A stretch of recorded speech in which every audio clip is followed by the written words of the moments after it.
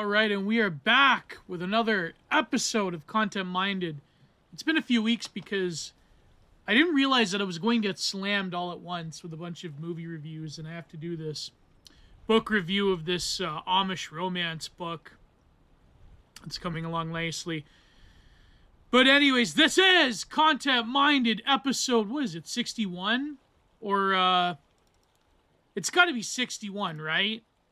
Because which means I'm lacking, because I think people prefer the solo episodes, but at the same time, I will have more guests. There's a lot of guests that I promised to bring on the show, but I just haven't found the time. For example, I'm going to interview Mr. D this week, so hopefully, yeah, it's episode 61.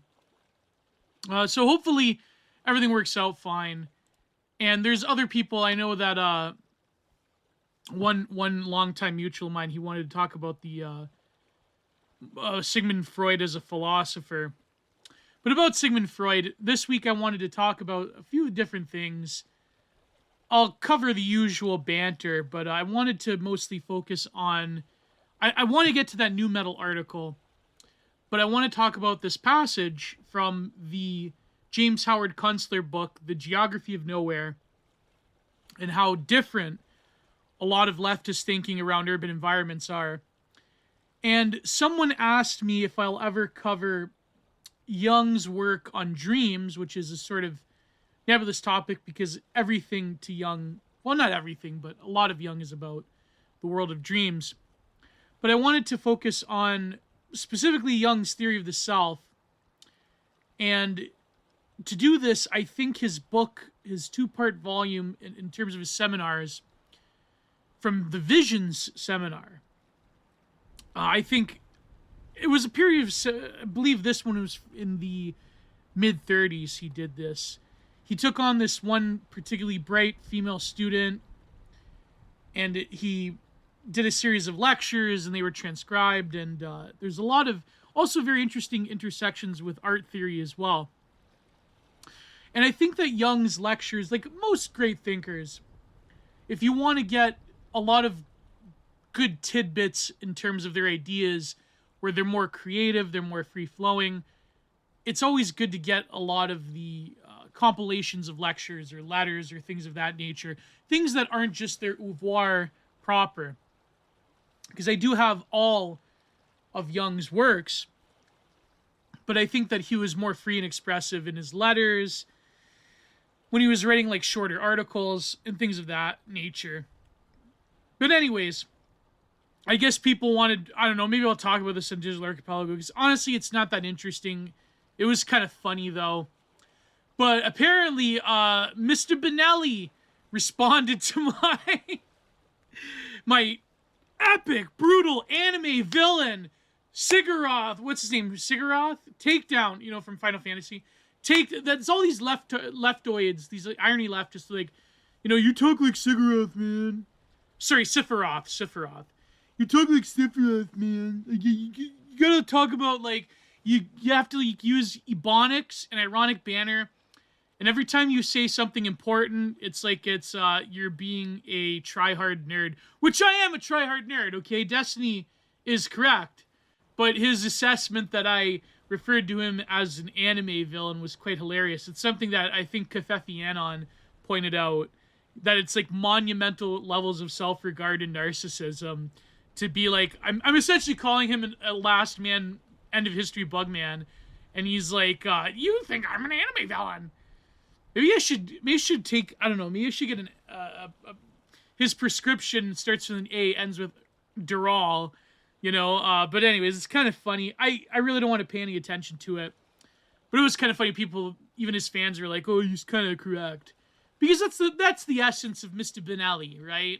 That's the essence of the little guy. He really doesn't believe in anything. When you don't believe in anything, you could very easily argue your way out of anything. But I think that when you really analyze what he's doing, and I think that was, as much as I think both sides were terrible, for different reasons, of course, I'm referring to the Lex Freeman debate, the one, millions of views, between, what was his name, Barry Morris Mr. Benelli, and I forget the other academic's name. He was actually worse than Norman Finkelstein. But I think Norman Finkelstein goes to a lot of like more like leftoid assumptions from the like 2000s, and his partner just comes out and says like, see, this is all what Europeans do. It's all the fault of the British. It's all the fault of collective Europe. It's not the fault of us, either my people or the wholesome Chungus Palestinians. And it's like, okay, this debate right away. I guess I'm reviewing the debate between Mr. Benelli and Finkelstein, but it did feel like Destiny was just there as an audience get. He wasn't prepared. He had sloppy rhetoric all over the place. And honestly, there's a lot of academics, especially who are ethnically invested in both sides, who make their bones out of the conflict in the Middle East, to put it, I'm only 5 minutes in this podcast. And it's sort of like people that talk in like Canadian academia about Quebec separatism. It's like, oh God, here you go, over and over and over again, obsessing over details. And apparently they're going to pull out now. They're not going to attack Rafah because really optically it looks terrible for the Democrats. That's really what it is. You know this, right? It's like world conflicts that have the lives of millions of people in the balance are determined by American spectacle and election cycles, which in some ways, a lot of those anti-war 2000s era leftists, they were correct on, right? Like these people that were criticizing the Iraq War. There was another incident that happened on right-wing Twitter that I really just don't, I don't want to give any credence to, but let me just put that, because again, it would look bad if I came out and commented on it. I'm all over the place. I'm usually all over the place. But it looks, okay, here's the thing. I'm deeply critical of the Iraq and Afghanistan war, and there were certain American soldiers placed in an impossible situation, similar to soldiers in Vietnam, where you don't know the rules of engagement, you don't know the enemy because they're so well massed among the civilian populace that you're just begging for a moral hazard in terms of various atrocities. But at the same time, as critical as you are of the actual establishment, I understand that soldiers fighting in the Iraq and Afghanistan war are fighting alongside their brothers, and they didn't ask to be thrown into a conflict. Most people, you have to realize, George Bush had what, a 90% approval rating after 9/11? So, okay, you could say that in a short amount of time, in a relatively short amount of time, I believe a few months, the Taliban in Afghanistan was essentially destroyed in 2001 or 2002. And the what was it, Operation Enduring Freedom? No, that was the Iraq one. But by the time you got to Tora Bora, the Taliban was in a severe position. The Americans pounded them, and I think if Afghanistan was waged, you didn't go to Iraq, you waged Afghanistan maybe with a period of a few years, the world would look like a much different place now. And I think you probably could have justified limited action in Afghanistan after 9/11. Although, I don't know, I'm not going to say too much about 9/11 and my personal beliefs about it, but well, okay, let's say for argument's sake in terms of the mainstream narrative. But I understand from a soldier's perspective why it is abhorrent if you are attacking American soldiers and you're saying like they're war criminals and so forth. I mean, there were some American soldiers definitely that committed war crimes, but to sort of you have to realize like those older millennials and younger Gen Xers that actually fought in these wars, those young men were severely disrupted. Their lives are severely disrupted, and they really are kind of like a lost generation. And I think it's a tragedy. And it doesn't make any sense, but I think the blame has to be at the political class. Same with this conflict in the Middle East, by the way. You all know my position, how I am sympathetic to the Palestinians. And I do think that Mr. Benelli and his like gutless wavering over things is terrible. But at the same time, the rhetoric from the other side is also not conducive to the interests of Western peoples or so forth. So it's one of those situations where you pray for a quick end, and I think the extreme rhetoric on both sides is sort of when I was listening to that debate, like they were bringing up about colonialism and America, see, this is what Europeans always do. it almost made me a little bit more sympathetic to, I believe Barry Morris was probably, ironically enough, the most staunch, like, pro-Israel guy on the panel. Because really, Mr. Benelli doesn't have any inherent beliefs of his own, as my comment that he's found so offensive he had to comment on, right? He had to highlight, and I found that was quite funny. But it's funny how, like, Barry Morris was, like, the only, like, sane person there, even though his position is, like, of course, abhorrent, and he ignores the crimes and the influence of his particular state on the foreign affairs of other nations. And it's like, whatever. Nobody comes out, like, listen, both sides, it's one of those, like, like, both sides kind of don't have our interests. But in terms of, like, the actual Palestinians, I'm not talking about the actual Palestinians who are suffering. I'm talking about their Western left-wing allies, of course. You have to make that distinction. But yeah, that debate was terrible, Cole, and just both sides came out looking even worse. And it is what it is. So that's my quick review of the Mr. Benelli versus Norman Finkelstein debate. You have to realize, like, Norman Finkelstein, because he's critical and because he was a trailblazer in certain terms of, like, alternative scholarship, that, yeah, you would be mistaken for thinking he was, like, some kind of right-wing figure. But he's not, clearly. He's just, I think he's, like, an old-school leftist that time left behind. And so, that's the way it usually works, I think. A lot of figures are like that when it comes to right-wing politics, because, of course, the dissident right is very desperate to get whoever they want. To get whoever is sympathetic or at least hears them out. But yeah, I thought it was funny that Destiny, I know Kathrine's like, why don't you come on the show? My co-host, the computer room. I'm like, oh God, imagine if I had to actually talk to Destiny. I don't know what I would do. I mean, a part of me is like, well, there's no talking to him because what's there to talk about? He's, again, if you look at, the last part about he's the last man, he's sort of like the phenotype of neoliberal at the end of history. Yeah, okay, I was being rhetorical. But I think when I actually discussed his debate tactics, that's more or less solid. Like, that's what he does. He just throws out random factoids that don't form a coherent narrative, that he can switch up at any given time. He equivocates around certain issues, and he basically is... This is why I don't like... And I know I'm a hypocrite because for 2 years I was on a debate show. But this is why I don't like the debate bro tactics. There are even, like, Christian apologists that do this. There are political junkies that do this. And I know that Destiny, he says that, it's a strength of mine because I don't get bogged down in it, blah, blah, blah. It's a psychological coping mechanism. But that being said, I feel like when you are supremely fluid and you only care about the spectacle of debates around whatever issue, as if it's like a sports type of event, that is like severely degraded discourse to such a degree that I think it's irreparable.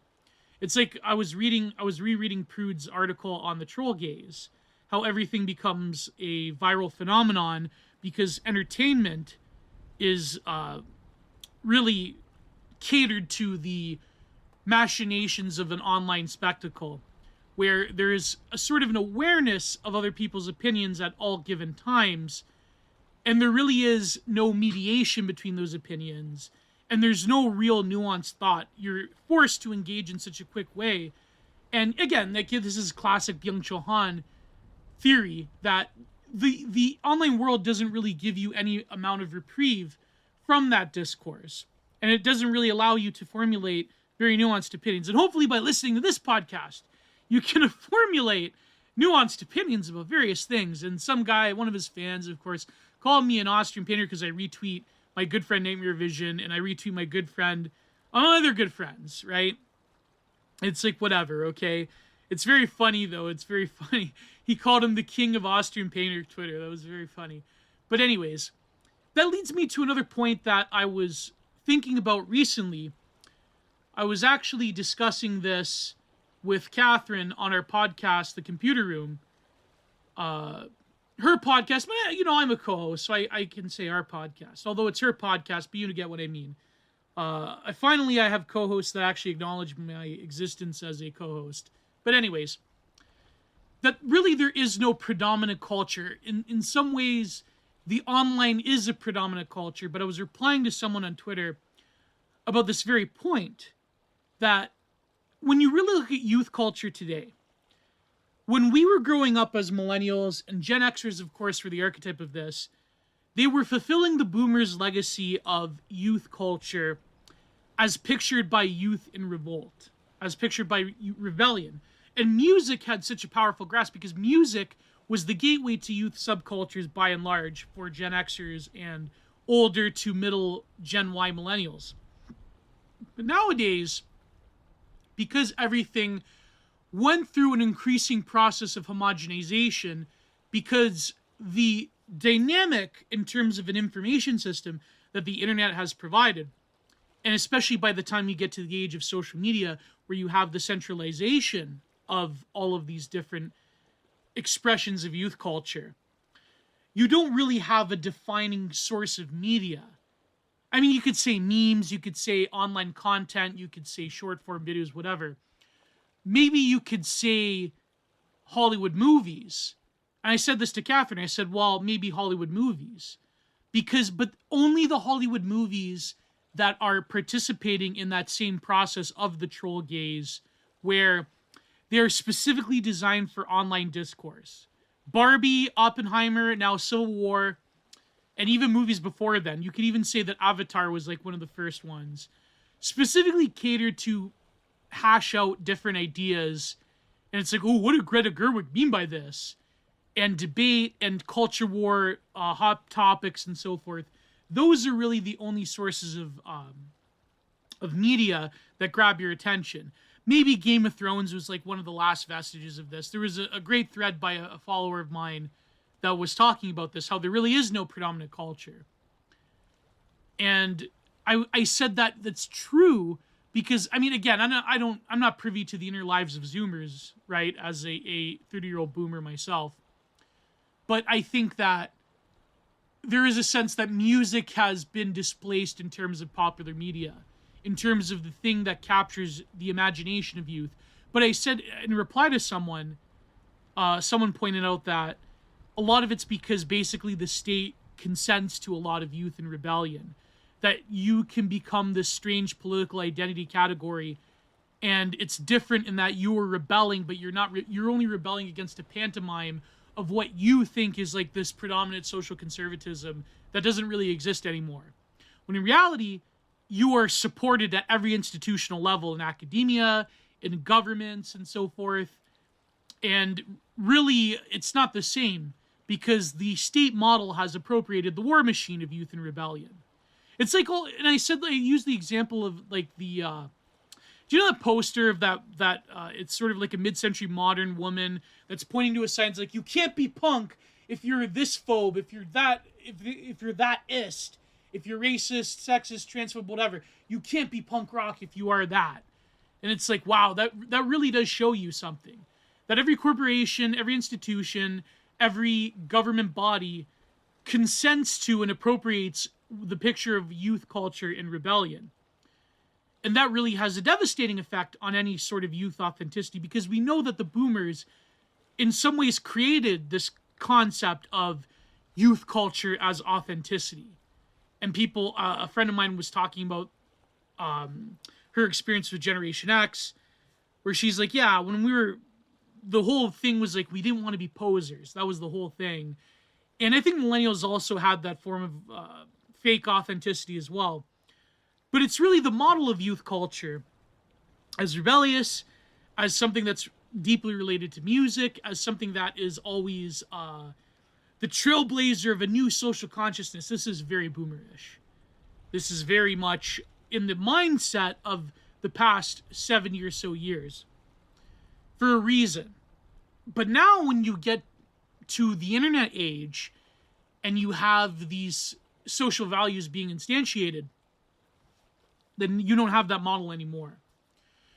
Which leads me to another topic that I think was in the same thread in this discussion, which is that in some ways, I forget who said this, but it was about how in some ways we look at the quote-unquote degeneracy of like big cities and luxury beliefs. And I talked about how like luxury beliefs are like upper class people that adopt these things for political and social relevance and salience. But in reality, a lot of the quote unquote sticks, a lot of the destitute proletarian precariat classes, they're mostly affected, and they're hit the hardest by a lot of different social contagions. Because a lot of these, like, you know, greasy trailer park kids, they would have been like goths or stoners or emos or whatever, but now they're, you know, they're other identity categories. And that's why you see in a lot of these ostensibly red state areas, you see pockets of extreme leftoid derangement, because now you have these semi-rural, suburban, and even lower class areas that are affected by various youth culture, social contagions that are promoted by the state and promoted by academia and promoted by institutions. And I've seen this with my own eyes. And of course, the way that this happens is because it's a way of buying into the authenticity of the greater monoculture when you are in a position of precariousness. And it's a very easy way to do this. And I think that's why you have a lot of this.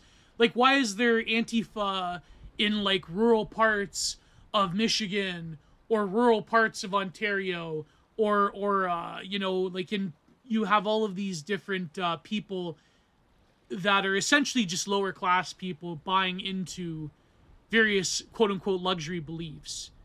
It's a very easy form of social authenticity. But beyond that, it sort of shatters the pretensions that I think a lot of people in North America have, which is the sort of salt of the earth, which is an ancient idea. I mean, not ancient, but I mean, it kind of is maybe, about the peasantry in Europe. But in America, you have an older idea of the yeoman farmer, the salt of the earth type, that really built the heart and soul of America, that were the frontiersmen, that were the people that were subsequently present when the frontiers of America closed, and this has always been a common theme. But now you have those same people that, and again, it goes in these weirdo debates on the dissident right, on Twitter and on other places about the ruralite versus urbanite and all of these fake discursive topics, which is really besides the point.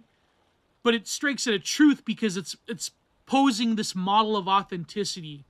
Now, having grown up in a lot of like working class environments, you know, it's really, I hate to say it, but like this model is sort of fantastical. It's sort of like people that think that just homesteading or having a family, or I mean, homesteading, having a family is good. I mean, I grow my own food, but at the same time, it's not really a model of revolutionary politics the way that it's a lot of lifestyle facets have become. Like, you know, I mean, I'm starting to lift weights and work out now more.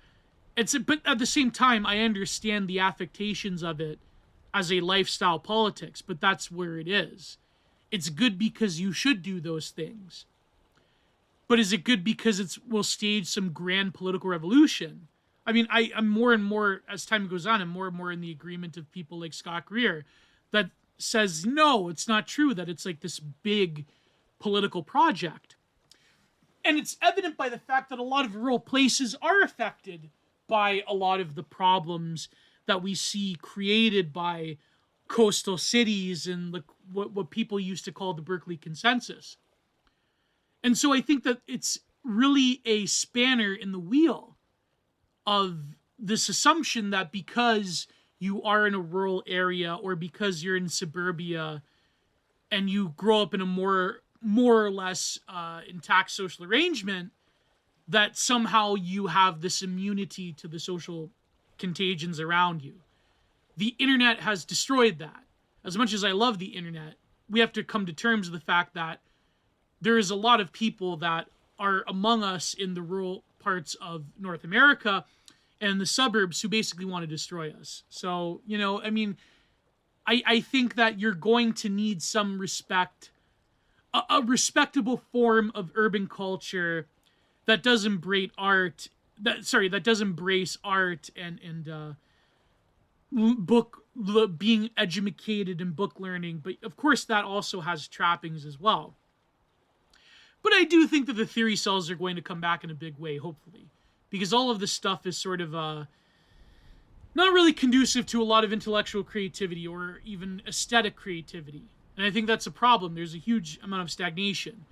But as time goes on, a friend of mine said this, that maybe we will see a rightward turn that will allow for more freedom of the creation of ideas and the creation of things and the creation of artwork that won't be hindered by a sort of immediate moral hysteria. Because really that's what this is old hat, right? But this is really the predominant problem with modern progressive, like woke neoliberalism or whatever you want to call it, is that it really relies on this like secular moralization of all life. And it, like all forms of liberalism, tricks people into assuming that it's the natural conclusion of things. It's sort of like when people say, what was an example? When I use this example, I think on DA, about people that say, oh, like when people used to watch Filthy Frank, that couldn't exist nowadays. The assumption being is that it's a good thing that it can't exist. But you still have this nostalgia about it. But you're like, oh, it's true that it can't exist. Why can't it exist nowadays? Right? Why can't it? Oh, because, things have changed. Why have things have changed? Is that a good thing? So in other words, people that are culturally conservative, who basically do the William F. Buckley, I want to stand atop history and say, slow down, you're still consenting into the moralization of the political left by saying that, oh, well, I guess we can't do that anymore. You know what I mean? It's like, it's really an intellectual trap. When people have these viral tweets or these posts where they say, oh man, remember we used to watch like Filthy Frank back in 2013, 2014, 2015. Oh man, you can't have that nowadays. Remember when iDubbbz was actually edgy? Like it's pedantic nonsense. The equivalent to be like, oh, do you remember remember like Blazing Saddles? There was this breadtuber video essayist that did the Blazing Saddles thing about like when you say that you can't have it nowadays, it's presupposing that there's a climate of censorship when that's not true. It's just that people are being a heckin' wholesome, decent person now. It's like, don't you want to be a heckin' decent person by not insulting people? It's like, it just goes on and on and on. And it's ridiculous. But in terms of the way that people live, I think the problem is that there were certain developments in suburbia, or the ideal of North America, by which I include Canada as well. And even in certain parts of Europe. Of course, Europe is unfortunately a totally colonized political entity by the, by the American Empire, whatever you want to call it, unfortunately. And has very little political agency, especially of the last 2 years with the war in Ukraine, was like sort of the final nail in the coffin. But that's why I wanted to talk about, to start the show off, with James Howard Kunstler's a passage from his book, The Geography of Nowhere.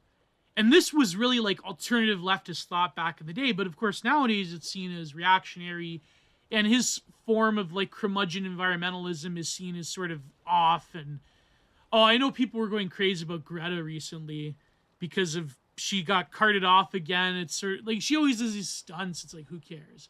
But people were commenting on her developed capacity, if you will, and it became like a meme. And it's always, as soon as there's like a form of, unfortunately, like the frogs online do this, where if there's like an affectation of like, ooh, like Milky's, or if there's like a mildly attractive leftist woman, immediately like a lot of these anons would be like, oh, like, see, it's like, and it's really an object of desire. It's really an object of like forbidden fruit eroticism to be like, oh, Greta Thunberg, what if, It's like this really, I don't know, I try to avoid it now.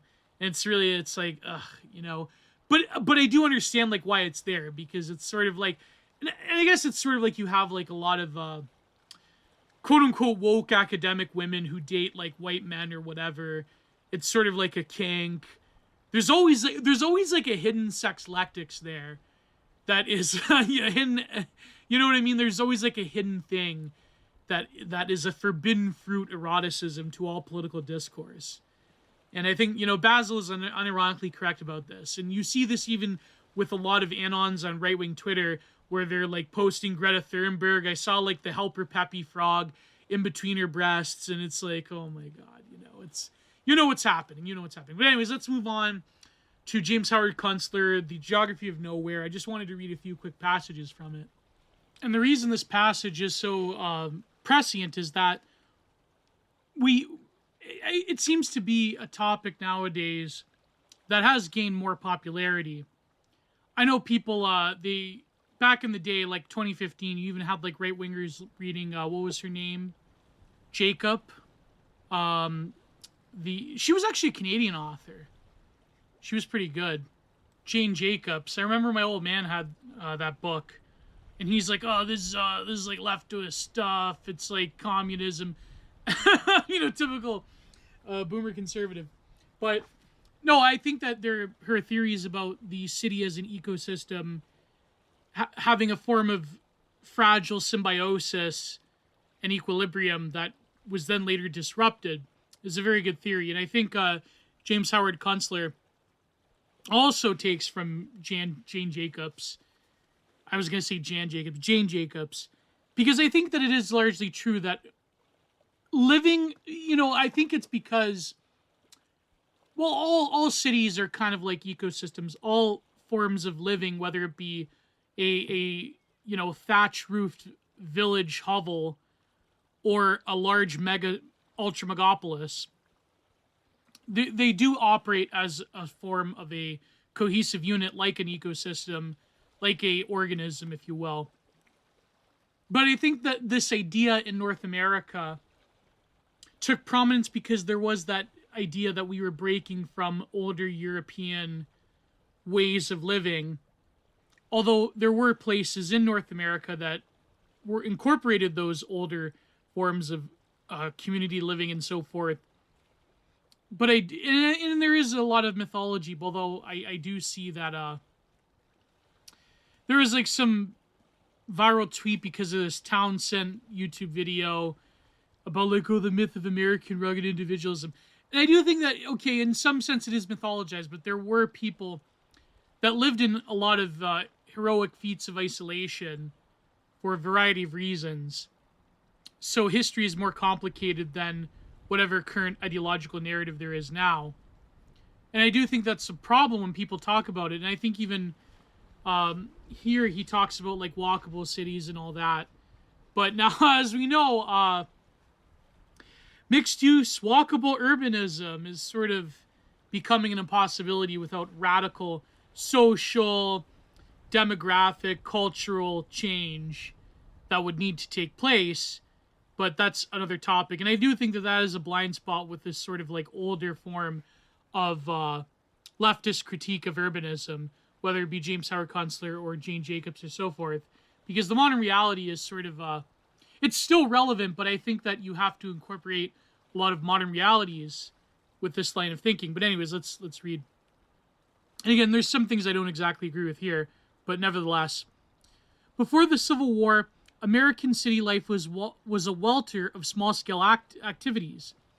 Zoning did not exist.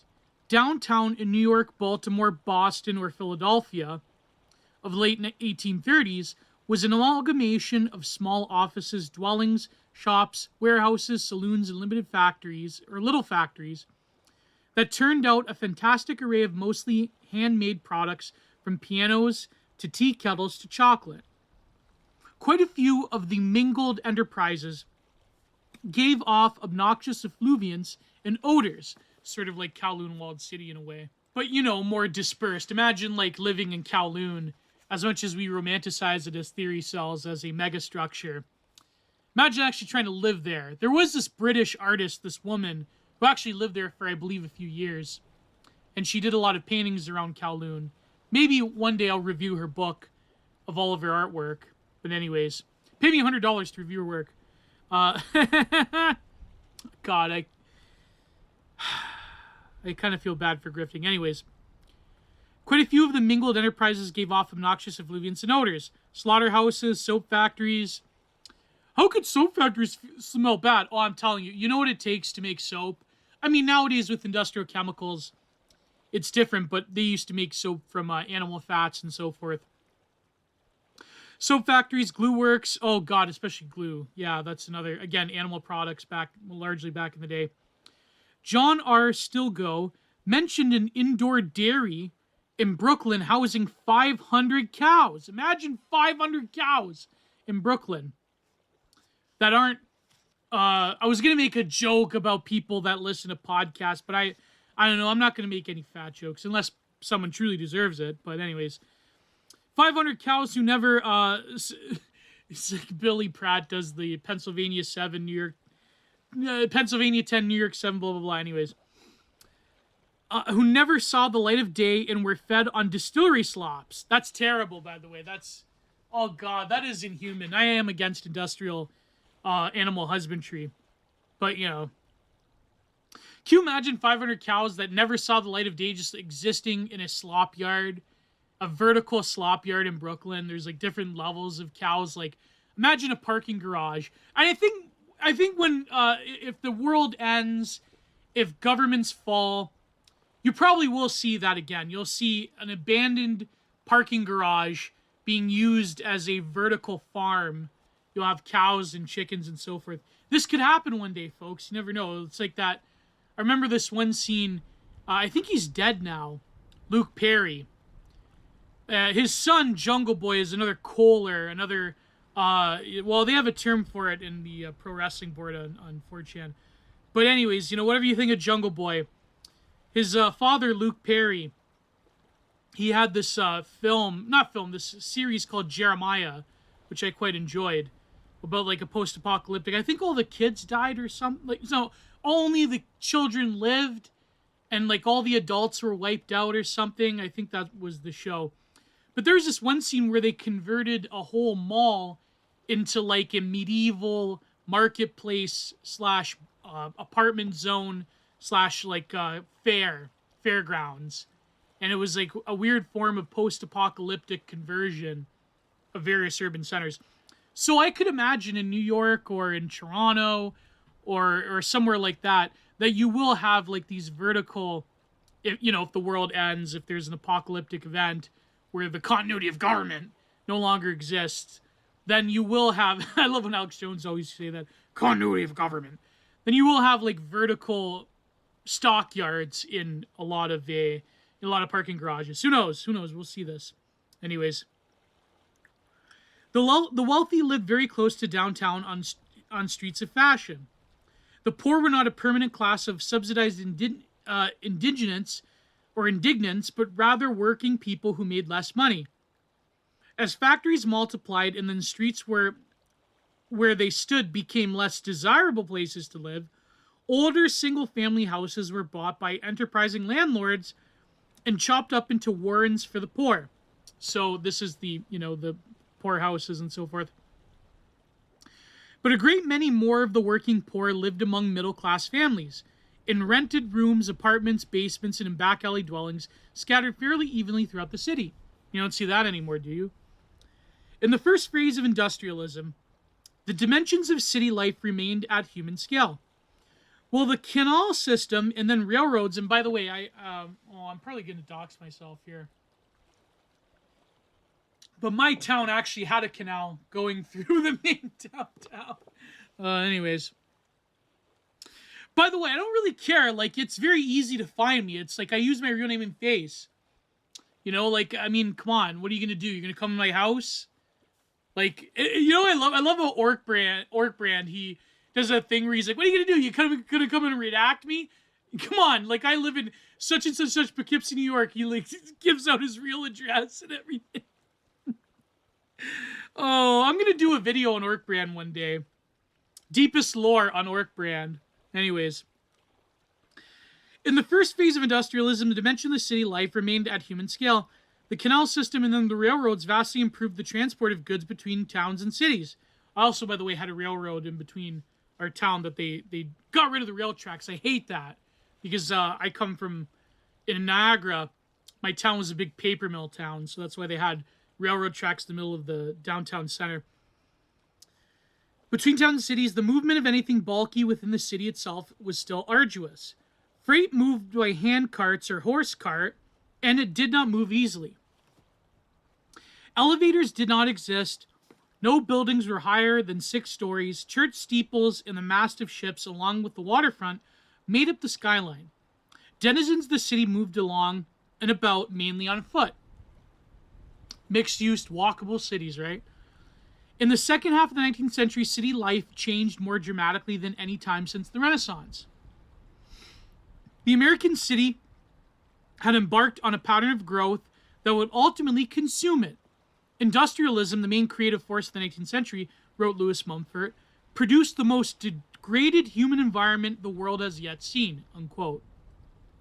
Extraordinary changes of scale took place in the masses of buildings, of workers congregated in clusters along riversides and the rail lines that followed rivers. Not uncommon, houses stood right up against gasworks. Rolling mills, and paint factories exposed to round-the-clock noise and pungent discharges. The railroad brought the ambience of the coal mine straight to the heart of the city. By the way, in England, they have a lot of that arrangement as well. In Ireland and places like that, when they used to have the coal mines, before Maggie Thatcher destroyed the coal mines, you had coal towns that were like that. The men would walk up. It's funny, my old man remembered this, by the way. He would remember a lot of the working age men at the time, they were like greatest generation men. A lot of them were war veterans. They would walk to the factories, and he would see just a congregation of them. And when my grandfather worked in my town before he was moved, he had a factory in Hamilton. He would also go to work, and they would carpool or they would walk there.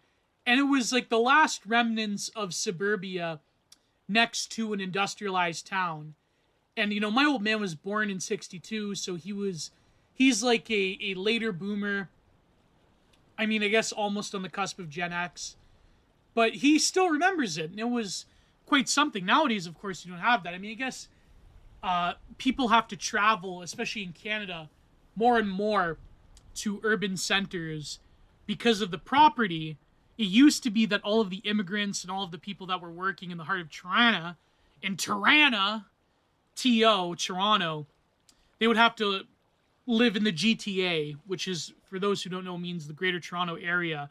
So places like York, Mississauga. But now it's like a lot of people, they have to commute to Toronto. They have to drive 2 or 3 hours because that's how bad the traffic is. They live here, and it's just incredible. Maybe they should have a GO train. They do have a GO train from Niagara to Toronto, but it's just not efficient because they keep having to make stops. Whereas if they did have a more developed GO train rail system, you probably could live in Niagara and only travel an hour to work to Toronto. And maybe, who knows, maybe one day they'll out of necessity. But maybe they should just stop letting them in. How about that? I saw this population graph of Canada. It dwarfs England, dwarfs France, dwarfs Germany, even per capita, I believe, dwarfs America. But America is such a vast and large country with such a vast population that if you let in 2 million people every year, that's nothing. But if in Canada, with a population of now 40 million, 2% of the population, a 2% increase of the total population in 1 year is incredible. And this guy's I pray that the election, as much as I don't like the Conservative Party and Polyev, whatever, he would just be not even a rhino in America. Trudeau has to be voted out, and the corrupt NDP coalition. Anyways, I'm getting distracted. I'm getting blacked by the black-pilling Canadian news, but this is why you listen to me. I hope I'm kind of like a friendship simulator, and I will aim to go on Apple Podcasts as well. I know that's how people listen to a lot of podcasts in the car and so forth. But, I do have Spotify. I think a lot of people, they listen to Spotify in the car or at work. And I've been told by people that they do listen to me at work. So if you're working right now, if you're a wagey, if you're a disgusting, despicable wagey, unlike me, an aristocrat, but no, I'm kidding. Listen, I love my wagies, folks. I love the wagies. I hope you donate to my Patreon, and I hope you have a good time listening to me. And maybe you could pay me $100 to review a film. So I love my wages, folks. I will never look down on anyone that works a 9-to-5 job or a blue-collar job or whatever, because a lot of people aren't as privileged as I am to do what I do. But anyways, so I only joke. I merely joke, ladies and gentlemen. Anyways, let's move on. So this now you see with mass industrialization, things change. The armies of workers required by large-scale manufacturing were recruited for the American countryside and from distant lands across the sea. So here you have the forced urbanization coming into play. The housing built for them was a new and specialized type of building, the tenement, an instant slum. And if you read, for example, E. Michael Jones's thesis about the slaughtering of the cities, this form of like mixed mass use form of housing was key. And now that certain demographic of people, now their time has come, now it's newly landed immigrants, of course. Or sorry, refugees, migrants, whatever politically correct term you want to use. But now you have where the actual physical architecture and geography of a place also brings about immense cultural, demographic, and social change. This is an obvious lesson that I feel is overlooked. But of course, a lot of people, especially in the E right now, they're starting to realize this.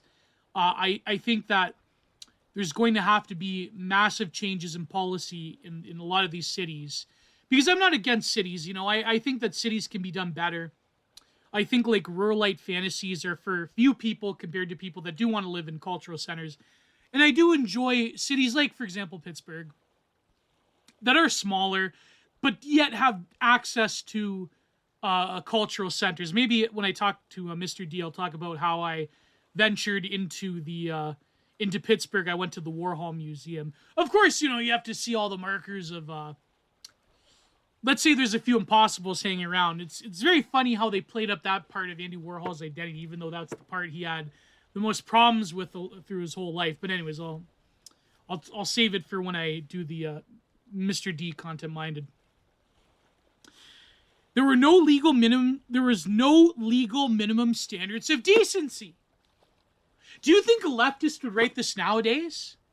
They would start like Lee Kuan Yew posting about public decency and how if you have a very dense urban and multicultural environment, you need strict standards to be enforced, or else the whole thing isn't going to work. You'll never find a leftist talking about that nowadays. They love decay. I saw a tweet the other day about it. It was that hideous account, what was it, that has this like cult following on Twitter, Juniper, where this other left is like, listen, I'm pretty far left, and I think people should be helped.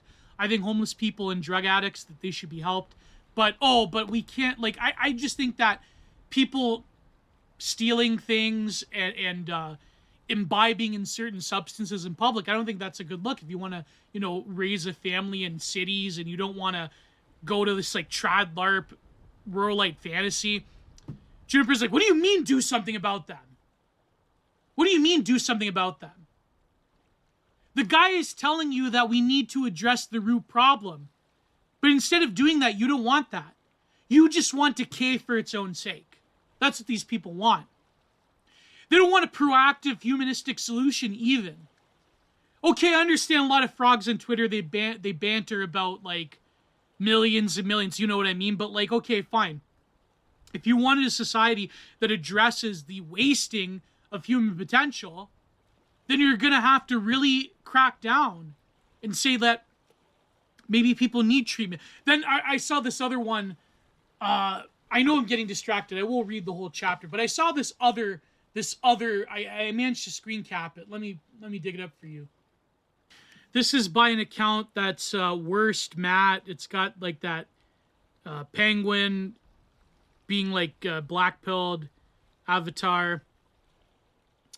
It says, forcing. Some people are like, oh, see, liberals will become fascists if it inconveniences them. Or it's some guy saying about city subreddits how they don't want mass decay. And they're like, he calls it soy authoritarianism, which I think is quite funny. Because that's not what soy authoritarianism is. Anyways, these people can't help themselves. So this person says, Forcing the homeless into asylums is rare policy, which will be prohibitively expensive, morally repugnant, and useless. Then he says, oh, well, we really need public housing. That's what we really need. You know, I've seen quite a bit of public housing, and I think that on the one end, when it comes to certain forms of homelessness, I can see where this is an issue, right? The reality is that housing is just, especially here in Canada, just something that is incredibly distorted. And it's distorted for a variety of reasons. It's distorted because, well, immigration's a huge issue, but they're like, why don't you build more homes? It's not that simple, okay? Having been in construction my whole life, it's not just that simple of like build more homes. The prices, the economics that go into it, government mismanagement, the destruction of land, especially here that I live in the fruit belt, and just the reality that, like, even today, I saw like a homeless person on the side of the road when people stop at an intersection, you know, begging for change. And yeah, okay, maybe some of them are homeless because of addiction or so forth. But I remember my mother's like, why? She's like, well, can't they get a job or whatever? I go, well, think of it this way. You see that TikTok video of I believe it was a McDonald's or a convenience store with a job opening in, I think it was Vancouver. Or no, it was Calgary. It was Calgary. And there was like a million Indians and Pakistanis. Like, they're literally like, for one job, there's like 100 of these applicants, right? And of course, if you have, we all know the bit, when it comes to the hiring preferences of management that is of, you know, certain races over others, then you have a situation where basically you're importing the need to create mass welfare state society. And it's not just that. I mean, there's other issues as well that go into it, but that's, of course, a big one. Now, another reason is that there are a lot of people that have, and some people say that, you know, not some people, a lot of people say, like in America, if you have medical costs, it could land you into your house being foreclosed on and so forth. There's a lot of reasons why things are expensive while wages stagnate.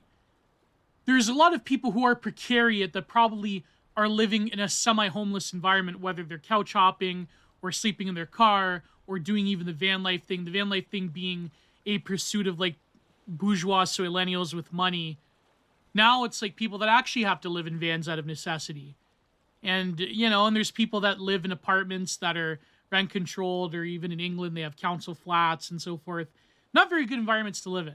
And that's what James Howard Kunstler's point is that this is creating an urban environment of both extreme individualism, lack of community. And I know, like, people, they bash that thing on the E-right. I know, like, the vitalists, the people, I know, like, the Bappians, they don't like that word communité. But I do think that there is something to that thesis, that we don't really care about anybody because we are geared to a form of social extreme isolation and individualism.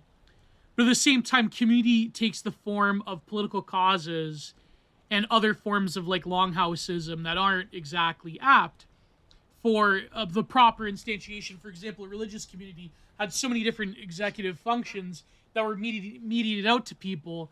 And just even like knowing your neighbors, or your neighbors caring about you, is a big leg up in a lot of ways.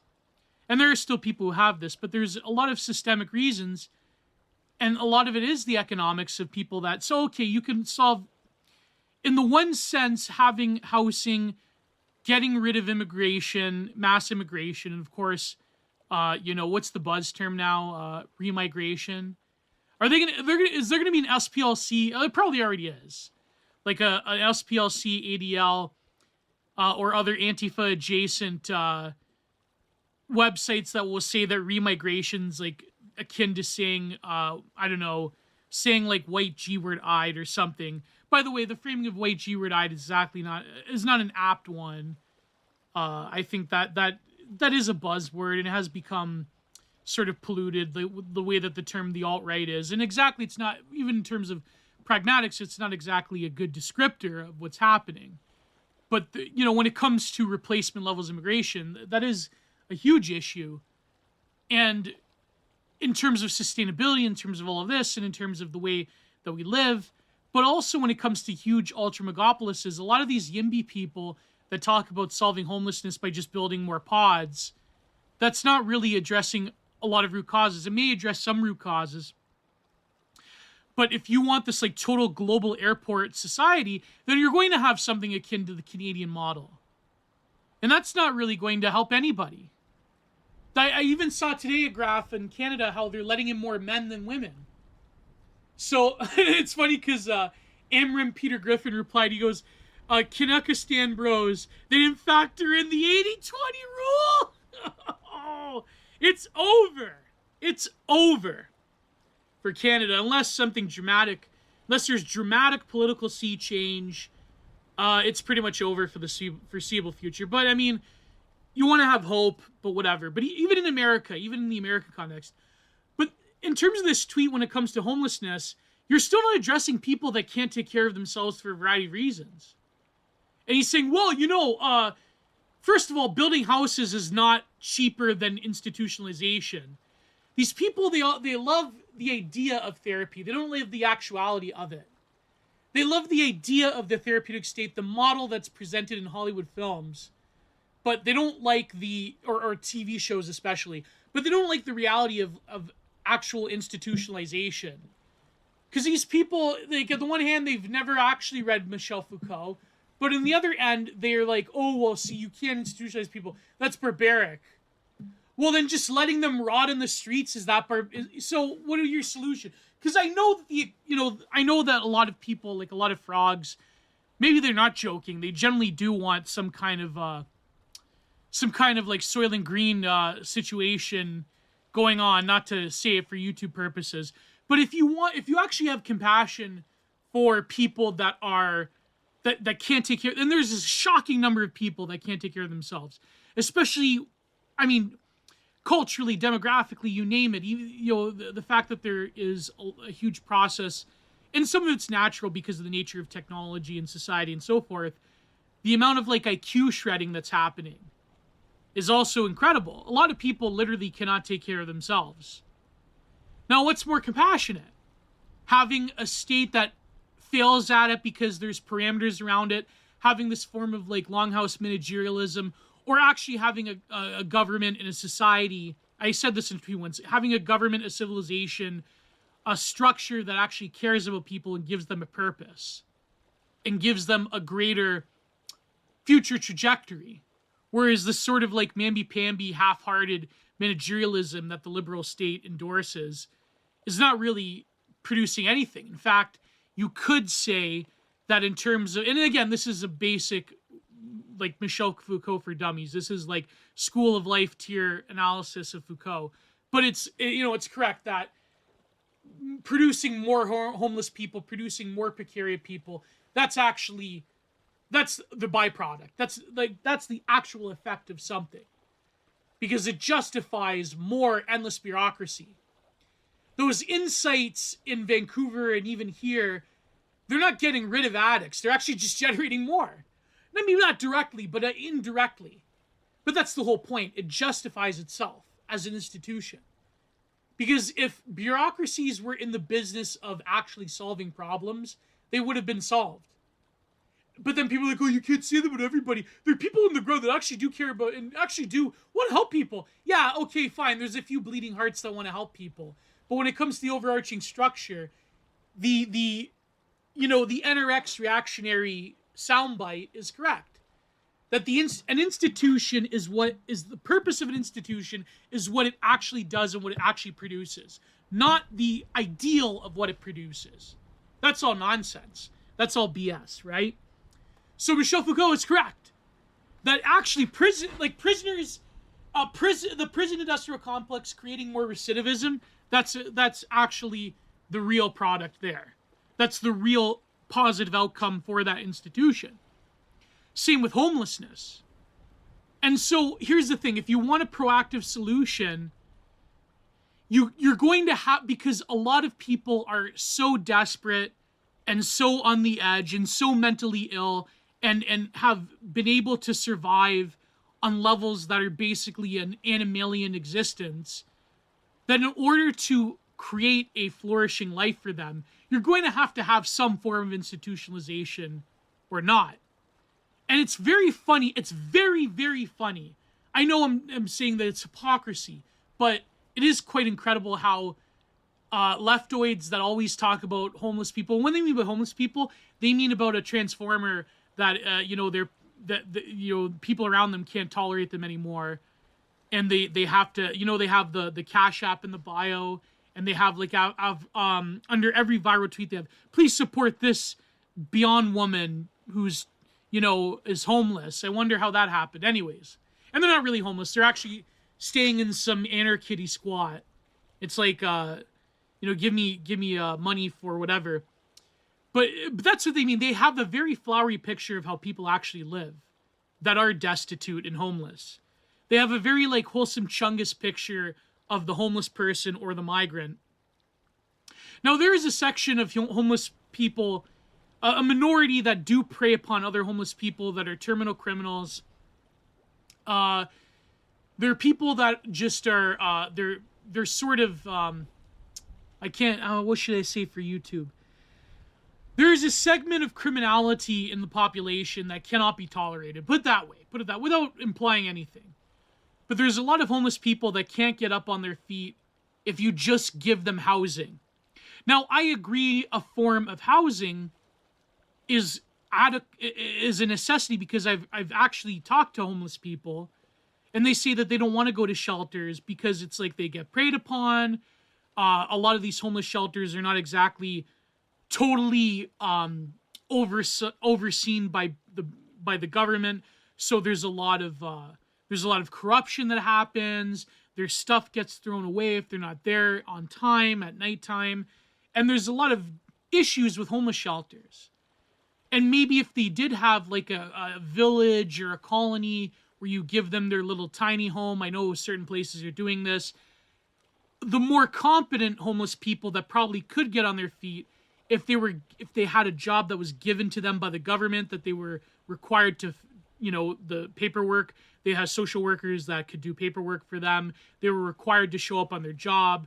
They're required to do things. Basically, you need people to guide them in life.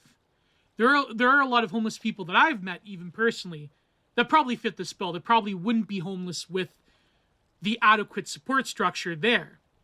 But what I find very funny, finally I get into my point now, what I find very funny is that these leftoids that talk about homelessness as a crucial issue, and they always have this wholesome Chungus version of the homeless and the huddled masses yearning to breathe and the migrant.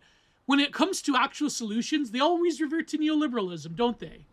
They always revert to the same old neoliberal talking point about, well, it's very expensive to... But wait, I thought all of you guys wanted to be therapists one day. I thought all of you wanted to be social workers. Oh, no, but I mean like being social worker to like a transformer kid, and to like being a school guidance counselor where I can like pretend I'm cool and hip forever because I'm a theater kid. I don't mean administering to dangerous, schizophrenic, drug addicted homeless people. I don't mean that. So you get what I mean? It could create the potential for solving a lot of quote unquote elite. I know people haven't used this term in a while because it's frankly not an apt description, a lot of these Dunning-Kruger midwits in university, but it could create a potential pipeline of people that could be trained to deal with this as social workers, as people that could address the homeless issue. But they're like, oh, well, that's too expensive. Don't you know how much that would cost? Because God forbid I don't make six figures, right? God forbid I'm a professional person. And, you'd be shocked at the little amount that doctors lived on back in the day, but were still considered rich before inflation. Like, doctors used to make house calls, and they used to, and they were living in the same areas and so forth. But now that everything is the way it is, in a lot of places, if you don't make more than six figures, you're done for, right? If you're a professional person. So the whole system has to be really reworked. And you can't have a half-hearted liberal managerialism. You're going to need something else because the systems are not working. But my point being is that these people don't want things to work. They may not say it, but the reality is that we know that they're not really invested in any sort of productive solution because God forbid, right? But anyways, let's move on to where we left off. But before we do that, there is a passage I didn't read that comes from the page over where he's talking about the arts and the patronizing of the arts, which I think is an aside that's important. Without a secure aristocracy to patronize them, the fine arts barely existed before 1865. In terms of our modern conception of the fine arts. And not in any organized way like the ateliers of Paris or Venice that gave respectability as well as a steady employment to the artists. Our art was for the most part a hand-scrabble merchandise folk art. Ship figures, tavern signs, crude portraits of businessmen and their wives painted by improvised itinerants, and our architecture until well into the 19th century was, with some notable exceptions, strictly impromptu. So he's basically saying that a lot of modern America into city life was a newer creation. And he goes into a little bit of a history of that. But so let's pick up, and it is largely true that America was sort of reinventing the wheel in a lot of ways. But let's pick up where we left off. And I do think that patronizing the arts is important, obviously. Just that most patronage now is for ideological purposes, to say the least. Anyways, the housing built for them was a new specialized type of building. The tenement, an instant slum. There were no legal minimum standards of decency. The buildings were not required by law to provide air or light, so valuable building lot space did not have to be wasted with air shafts. That was like how people in Kowloon Walled City, it was like more expensive to have an apartment facing outside in one of the buildings because then you could actually have a window that wasn't like opening up to another part of the mass mega structure. It's actually pretty crazy. One day I probably will do a TISM episode about Kowloon Walled City and the sort of darkly theory cell romanticism it invokes. But anyways, would you all like to see that? Put that down in the comments if you would like to see me rap for a little bit about Kowloon Walled City. Running water was not required, though the technology of modern plumbing had been all but perfected by the mid-19th century. Water mains had been laid in many cities, but they did not necessarily connect to houses. Privies were in basements or rear yards. Under such circumstances, personal hygiene and rudimentary household cleanliness were impossible. Filth accumulated, typhus, tuberculosis, and other diseases raged, affecting the rich as well as the slum dwellers. And of course, for example, the city of London, there's a lot of history on the model of how they cleaned it up and how they actually had public works to address the sanitation issue. It took most of the century to overcome the sanctity of the private property in order to pass public health laws.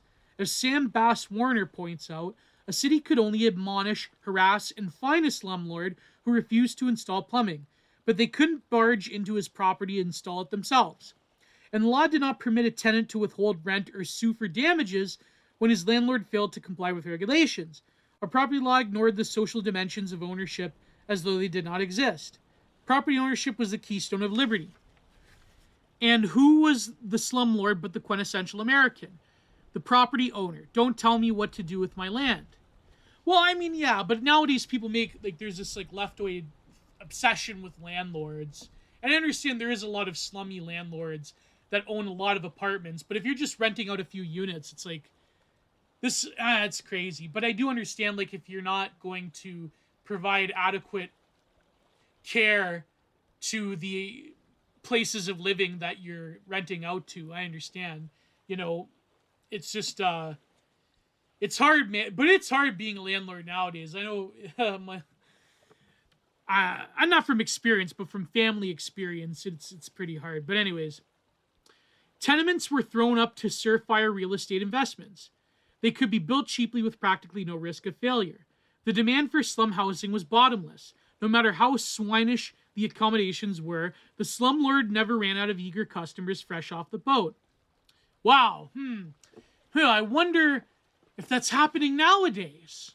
When housing is so expensive that even here in the Niagara region, you could, like, a McMansion's like a 1.2 million or something, and they pack it in with a bunch of foreign students, and they create little bedrooms everywhere, and a lot of the city ordinance people and the fire department and safety people, they look the other way. I wonder if that happens. I wonder if that happens. A lot of foreign student visa people. That they live like they're basically in a Shanghai micro apartment. I wonder if this also happens nowadays.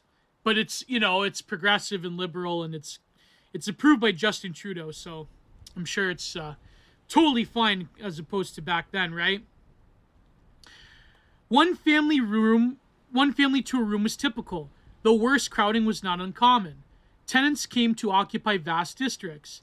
In New York City, where the population ballooned from 660,000 in 1850 to over 3 million in 1900, the slums marched north up Manhattan Island in successive waves, driving the better off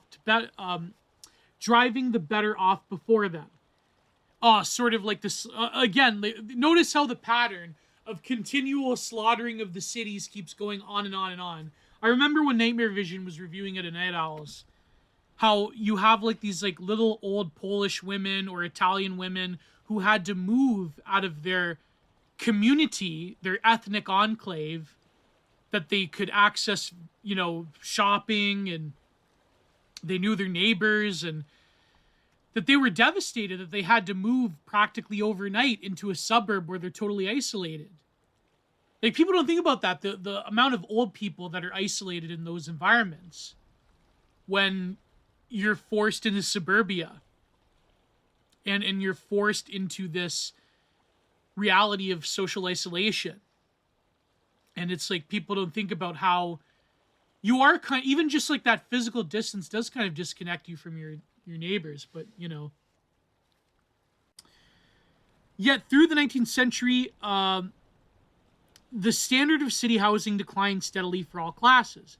In a curious process described by Lewis Mumford, the home of the middle classes, and then even the well-off in New York, began to emulate the architectural patterns of the tenement. As the value of real estate climbed, speculative builders tried more than ever to maximize the coverage of their building losses and their lots, and soon the chocolate-colored sandstone row houses that Edith Wharton so deplored came to blanket the whole city. Rear gardens were reduced to dingy, lightless courts, only good for hanging the wash. Houses were built more than the traditional 2 rooms deep. The pattern of the railroad flat, with a train of windows inside rooms strung from front to rear. The crowded in upon each other, depriving even their outer rooms of light and ventilation. You could be in a second floor dining room and feel as though you were in a cellar. City life in the Western world has gone through many historical cycles of commodity and wretchedness before the transformation of industrialism. Hellenic Athens informed mankind that a city could be something greater than a slave labor supply depot for the aggrandizement of kings. The corpse-filled carnaria that surrounded classical Rome were an early version of our toxic waste dumps in the city's insulae, the first speculator-built tenement slums. The cup purses, ladies of the night, I don't think I could use that word, and gin fiends were infesting Hogarth's London, were the hopeless underclass of their day. So the squalor of the industrial city was not exactly a new thing, but the scale and intensity of it was. The roar of the furnaces, the clank of machinery, the shrill steam whistles, the speed of locomotives, the coal smoke, and the soot that fell like black snow everywhere. The frightening new size of new buildings, the mushrooming population which strained the physical boundaries of cities everywhere. That American cities were newer than those of Europe did not necessarily lessen their problems. For as we have seen, the worst slums could be brand new, and American smoke was just as dirty as the English kind. The spread of slums, the hypergrowth and congestion of manufacturing cities, the noise and stench of the industrial process, debased urban life all over the Western world and led to a greater yearning for escape. In England, this yearning expressed itself in the colonialist quest for the exotic, an adventure open chiefly to the educated upper classes who fled smog-choked London for far-flung administrative duties in sunny India and Africa. The lower classes were welcome to tag along if they joined the army or the navy, or the merchant navy. In Germany, the debasements of industrial growth were channeled into romantic technological militarism that flared with increasingly catastrophic results from 1870 to 1945, and climaxed in the morbid ingenuity of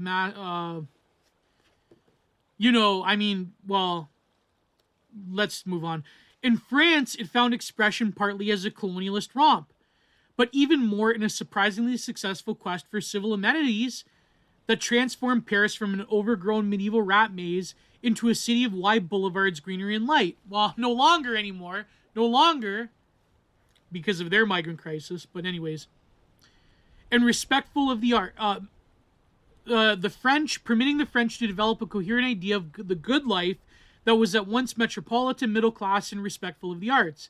In America, with its superabundance of cheap land, simple property laws, social mobility, mania for profit, zest for practical invention, and Bible-drunk sense of history, the yearning to escape industrialism expressed itself as a renewed search for Eden, the frontier.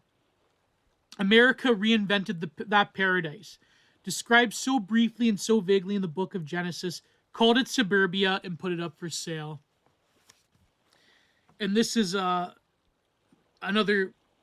this is from the chapter, The Evil Empire.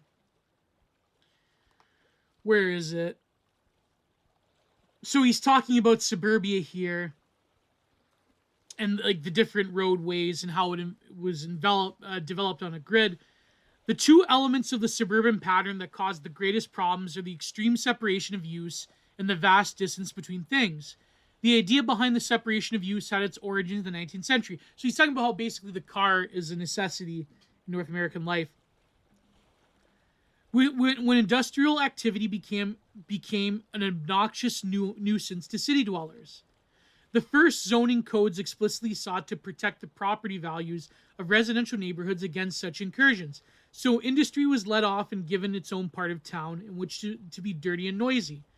With the advent of the car, shopping became a more or less mechanized activity. Motor vehicles generated noise and fumes and cluttered up the streets, so there began a trend to separate commerce from places of dwelling too. Today, of course, the idea has been carried to absurd extremes. This is why there are no corner stores and housing subdivisions, though the lack of them is great inconvenience to anyone who would like to buy a morning newspaper or a quart of milk without driving across town. The separation of uses is also the reason why there are no apartments over the stores in the thousands of big and little shopping centers built since 1945, though our society desperately needs cheap, decent housing for those who are not rich. The ultimate way to protect property values under the regime is to zone wealthier neighborhoods against the incursion of those with less money who are apt to build less great houses. So today it is common for zoning codes to dictate that housing in a given neighborhood must be single-family dwellings and no smaller than, say, 3,000 square feet. Since such a house cannot be built for less than $500,000, the neighborhood will be restricted to only those persons in higher income brackets. Garage apartments or similar auxiliary use to those would attract other kind of people are strictly forbidden. Not anymore, though. Not anymore. And so this is where you see that this older form of leftist analysis is not adequate for nowadays, because the woke thing is to have BlackRock buy up all single-family units, and of course to have McMansions be sublet to a lot of migratory students with visas and so forth, and living like rats, basically, in houses, and of course, by law, people turn the other cheek because it's revenue generating And it's, of course, a mandate by governments in the West to do this. Even any place for the gardeners and housekeepers who work there to live, which lead to a sort of obscene spectacle at the daily exodus of Mexican maids and yard workers out of Beverly Hills every day at 5 o'clock on the trudge down to the canyon roads to the bus lines to Hollywood. The segregation by income groups extends downwards, with each group successfully outlawing those in the group below them, until we arrive at the level of public housing, which no suburban towns want to have within their limits, and which are therefore relegated to the decrepitating inner cities, where property values can't get any lower. Today we've achieved the goal of total separation, where property values can go any total separation of use in the man-made landscape. The houses are all in their respective income pods. The shop is miles away from the houses, and schools are separated from both the shopping in the dwellings, work taking place in the office park. The word park being a semantic gimmick to persuade zoning boards that a bunch of concrete and glass boxes set among parking lots amounts to a rewarding environment. And manufacturing takes place in the industrial park, ditto. This has some interesting and rather grave ramifications. The amount of driving necessitates this lifestyle is necessary to exist within the system is stupendous and fantastically expensive. The time squandered by communities in time that they cannot spend with their children or going to the libraries and so forth. Going to libraries, playing the clarinet, getting exercise, doing anything else more spiritually nourishing than sitting alone in a steel compartment on Highway 101 with 40,000 other stalled commuters. Anybody who commutes an hour a day to each direction spends 7 weeks of the year sitting in his car. Let me move ahead a little bit. So pollution. Then, of course, shopping centers do not encourage their customers to linger, yet some shoppers will spend as much time as their dignity affords haunting the supermarket aisles because it is practically the only place where they can be in the public realm and engage in some purposeful activity around other human beings. This vacuum at the center of American life leads to the phenomenon of shopping malls. Of course, the concept of a marketplace was hardly new, and large marketplaces under a roof had existed in history too, but the marketplace had always been a public affair, a public space, part of the fabric of the town, usually at the heart of it, existing in continuity with the rest of town life, like the piazza. By the 1970s, when malls started to multiply across the land, the public realm has been pretty much eliminated from the American scene, yet the hunger for public life remains. The mall commercialized the public realm, just as insurance business commercialized its fate. What has existed before in an organic state as Main Street, downtown shopping districts, town squares, hotel lobbies, public gardens, saloons, museums, churches, art galleries is now subsidized and standardized, simplified, sanitized, packaged, and relocated on the suburban fringe in the form of a mall. Well, what was so bad about that? Quite a number of things, actually. For one, the mall existed in isolation, connected to everything else only via the road, and the road was often the type of multi-lane highway that a pedestrian or bicycle rider might use only at their peril. In short, you need a car to get there. People without cars were just out of luck. It was ironic, too, because one reason that people flocked to malls was that once inside, they didn't have to look at all the cars and be reminded of what a depressing environment they lived in. For another thing, the mall wasn't really a public space. It was private space masquerading as a public space. Sure, people were free to come and go during shopping hours, and they were not charged an admission fee to enter, but in reality, they were the guests of the Acme Development Company, or whoever owns the mall. The developer was also entitled to control all activities that were on inside the mall. That meant no free speech, no right of assembly. In a nation as politically complacent as the United States in the 1970s and 80s, this might seem trivial. But imagine if America got involved in another war, and unpopular as Vietnam, and the political temperature rose. Or it depends on cheap oil starting to cause political problems. Acme Development might not be so tolerant about political rallies. Well, there were there in the Iraq and Afghanistan war, but you know what happened to those. Then he's talking about the public realm suffering with the automobile.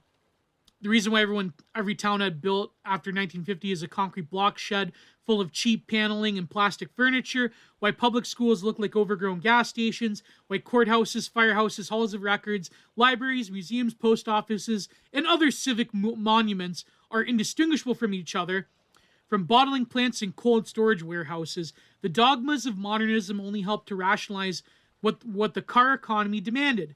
Bare bones buildings that served their basic functions without symbolically expressing any aspirations or civic virtues.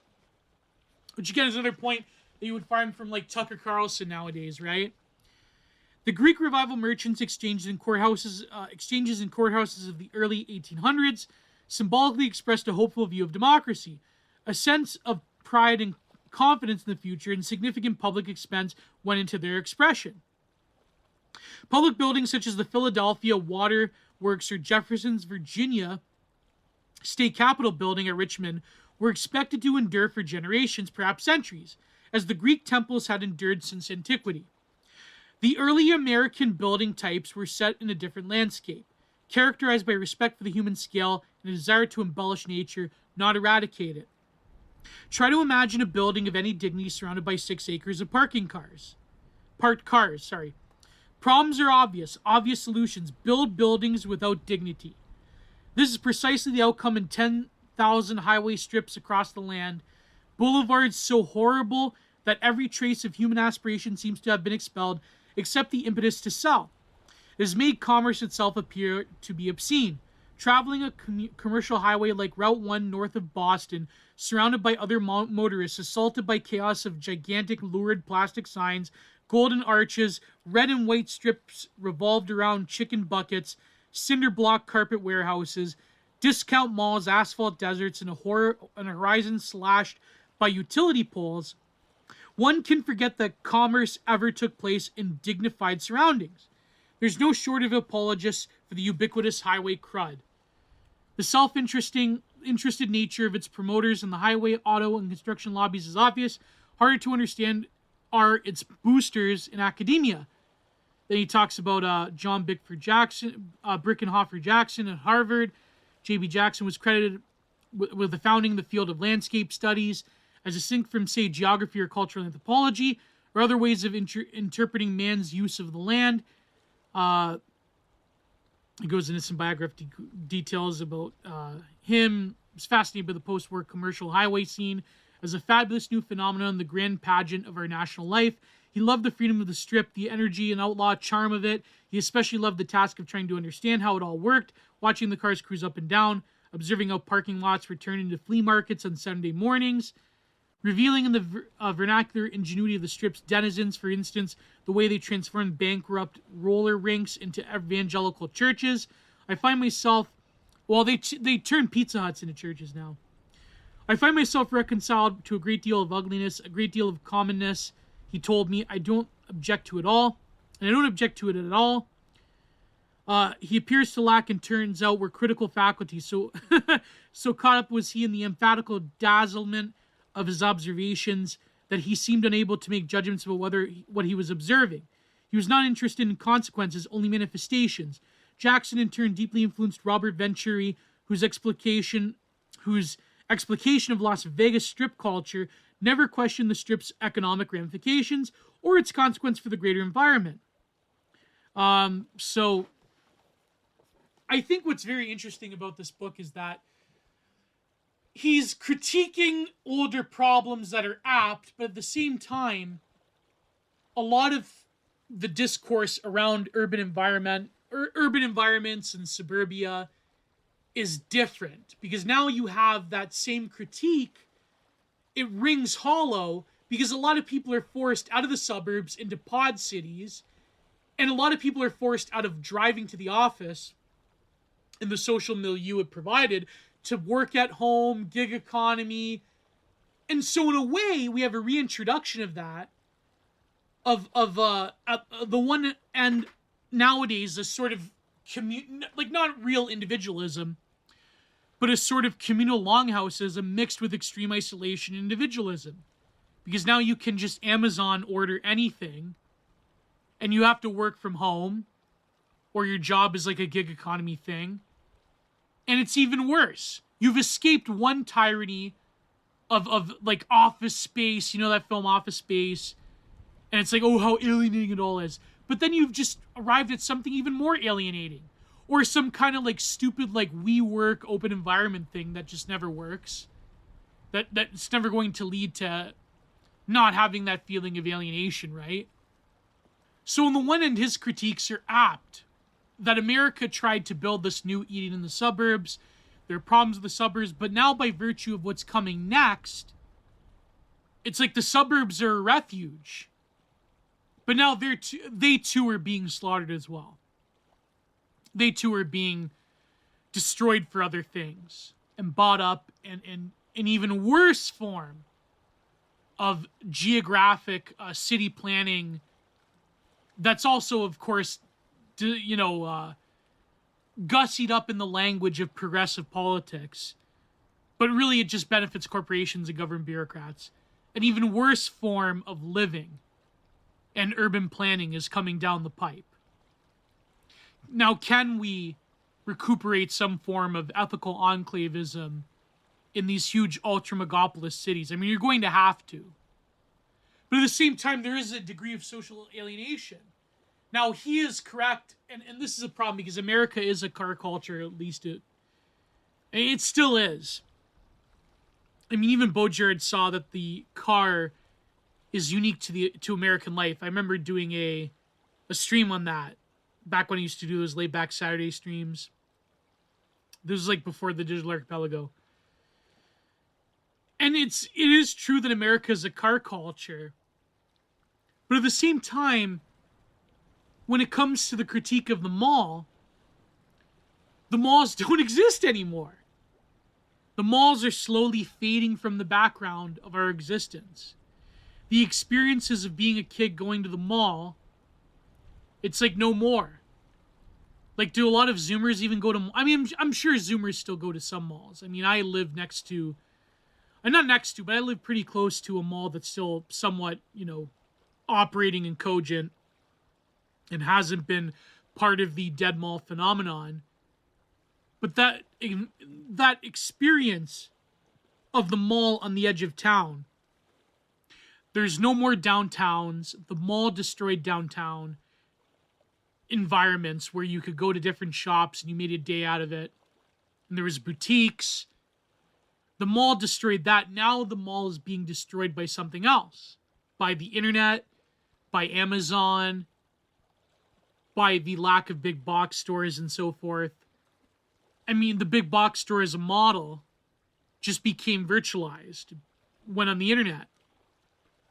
And so even the mall, even that older social critique of the mall is sort of waning nowadays in the environment that we live in. But his part about the new Eden is quite an apt one, though. That we always try to escape the machinations of what we've of what others before us have created. And the development of urban planning in America is interesting because the environment around you dictates your life in so many different ways. But we don't really think of it this way because we don't really think of ourselves as a people with a project that's geared towards any sort of future. We don't really think of something as having an intrinsic value that we participate in. Because we live wherever. Like, some of us don't even know our neighbors or whatnot. Like, it doesn't really matter to us. But, it's just, it's something that, like, even he talks about protesting. During the summer of Floyd, there were protests at malls. There was looting at malls. But, you know what I mean? But in other words, you are allowed a space of rebellion and protest in the jouissance of public life. Notice during a time of extreme social isolation during the Clownvid lockdowns, right? You were allowed an area, a fugitive space of this extreme pleasure in activism and engaging in public life on a level of the political. But that form of freedom to go and protest and kneel about cops or whatever, that was only given to you because it serves the regime. Because its particular apparatus of race politics in America, services a lot of people in power. And so that's why you were given that space of protest. And this even happened in the 60s. And again, this is a problem with a lot of these old radicals, that they romanticize it. But really, a lot of those civil rights things, they were also greenlit by a lot of elites and counter-elites that made up the regimes of that time. And so then he's going through all the history of different cities and so forth, like Detroit and Los Angeles. Maybe I can read you a passage. He's talking about Detroit and Chrysler and so forth. The Motor City. Then he's talking about the riots. Oh, he also goes into white flight and the slaughter of the cities, but of course from a different angle than E. Michael Jones. So actually, let me read a little bit. Before the turn of the 20th century, Detroit's small black population dwelt in the neighborhood called Black Bottom, near the Detroit River. Southern blacks began moving up to Detroit in great numbers during the World War II, when the city became the arsenal of democracy. Allowed to play out only a minor role in the armed services, black men were welcome to cover the converted war factories to make up for the shortage of white male workers. Wages in Detroit were fabulous compared to the pitiful rewards of sharecropping in Alabama. A vicious race riot in 1943, instigated by whites, did not... Okay, so here he goes with the older leftoid talking points. The Southern blacks continued to flood in Detroit, but then the mechanical cotton picker was putting an end to the whole cheap labor sharecropping system down south. Meanwhile, car production boomed in Motor City. Motown in the 50s were like the 20s again, except better since World War II had been eliminated the industrial competition abroad. Oh, wow. Incredible how only the few really actually managed to benefit from World War II.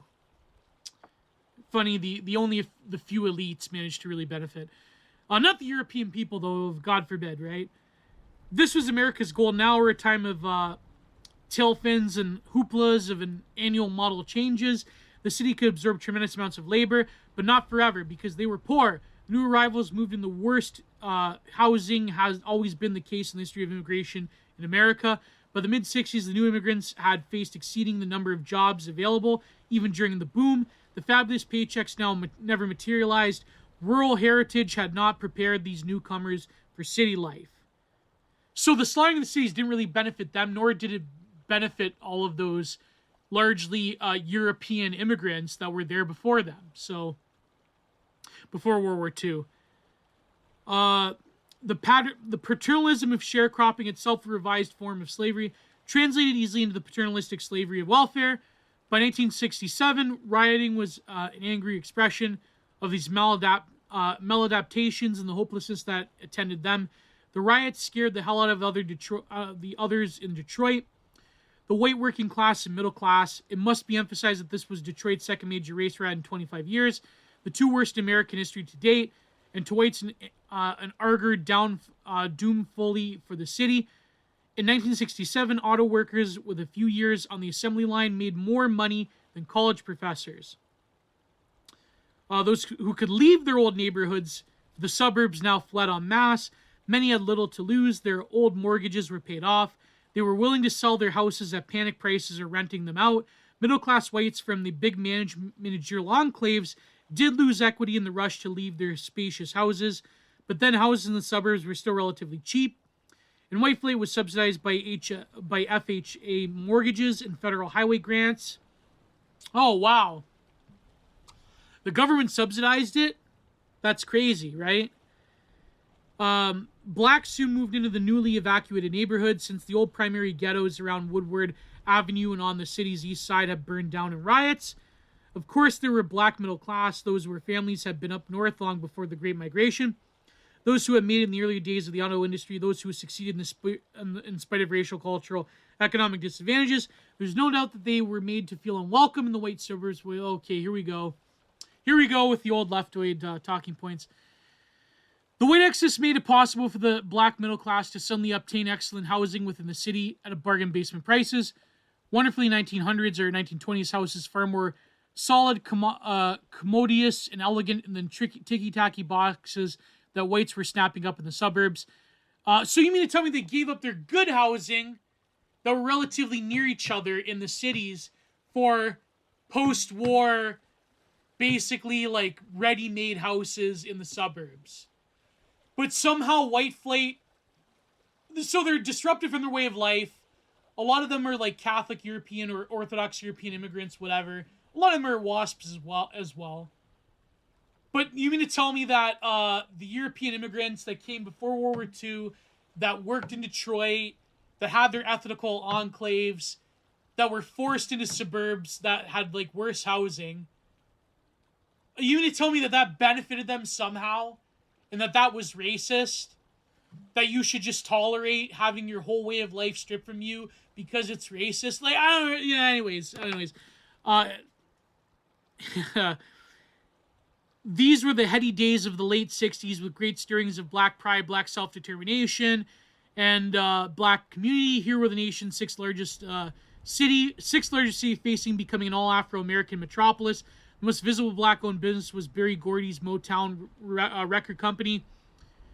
It was sexy and charismatic, and there was serious money to be made.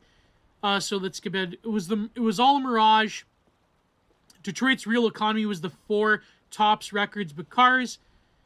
Wasn't the four tops records, but cars. In the early 70s, the bottom began to drop out of the car business. The Japanese entered the American market with small, reliable, inexpensive cars. Just as the first Arab oil embargo struck, the big three automakers failed to adjust to changing times for reasons that boiled down to corporate gigantism. Their big, stupid, gas-guzzling cars became obsolete overnight, and people in charge lacked the will or sense of long-term vision to retool their plants to make smaller ones. So Detroit lost its worldwide prominence, and the industry never regained it. All other reasons, too. He talks about the unions and so forth. Until the 1967 riots, suburbanites still ventured downtown to enjoy the city's glittering attractions. They saw Broadway-bound musicals at the Fisher Theater, dined at the Luding Chop House or Congress Streets, danced at the Book Cadillac Hotel. And at Christmas time, they dutifully flocked to Hudson's, a department store so colossal and posh it made Bloomingdale's look like a five and dime. Today, Detroit suburbanites pride themselves on never having to cross the 8-mile road. I wonder why. The city's boundary, you can stand in the Cadillac Square at high noon on business day and see fewer live bodies than you would at the dawn of any Sunday on Wall Street. At night, downtown Detroit looked like a set from some movie of the last hours of planet Earth. By the way, there's a lot of YouTubers that do the Detroit at night, like car videos. They're quite interesting.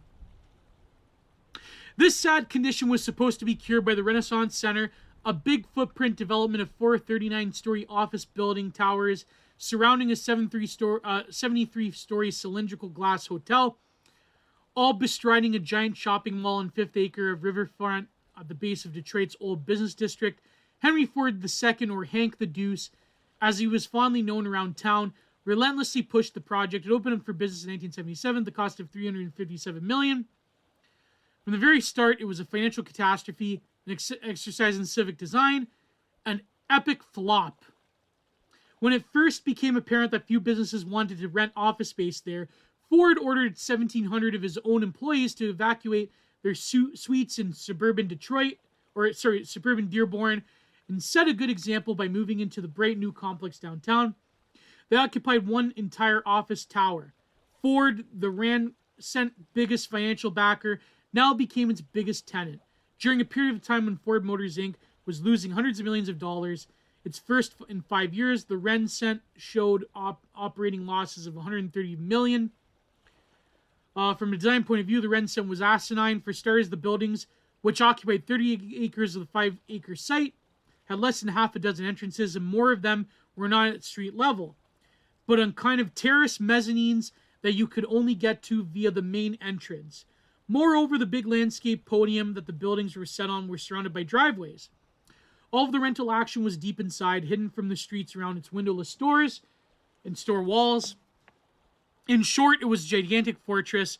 It had no physical connection to its surroundings. Why would it, though? Why would it? But that's for another reason. It was big, scary presence looming balefully in the sky. Well, he is correct, though. When a building complex doesn't fit the environment that it's put in, then it becomes garish and daunting and so forth.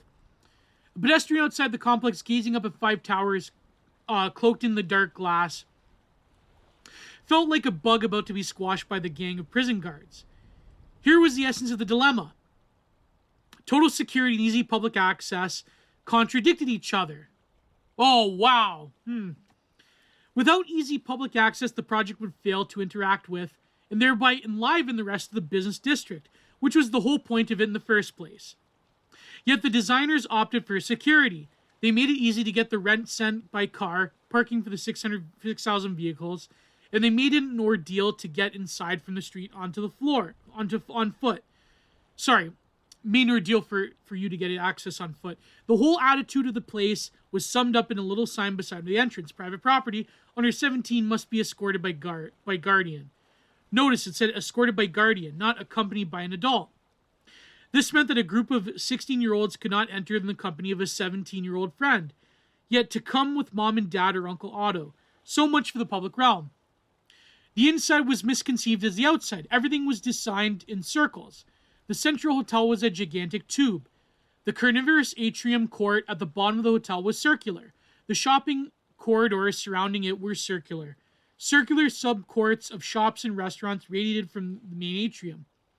It was completely disorientating. It was especially idiotic in a facility designed for visiting strangers who, by definition, did not know their way around.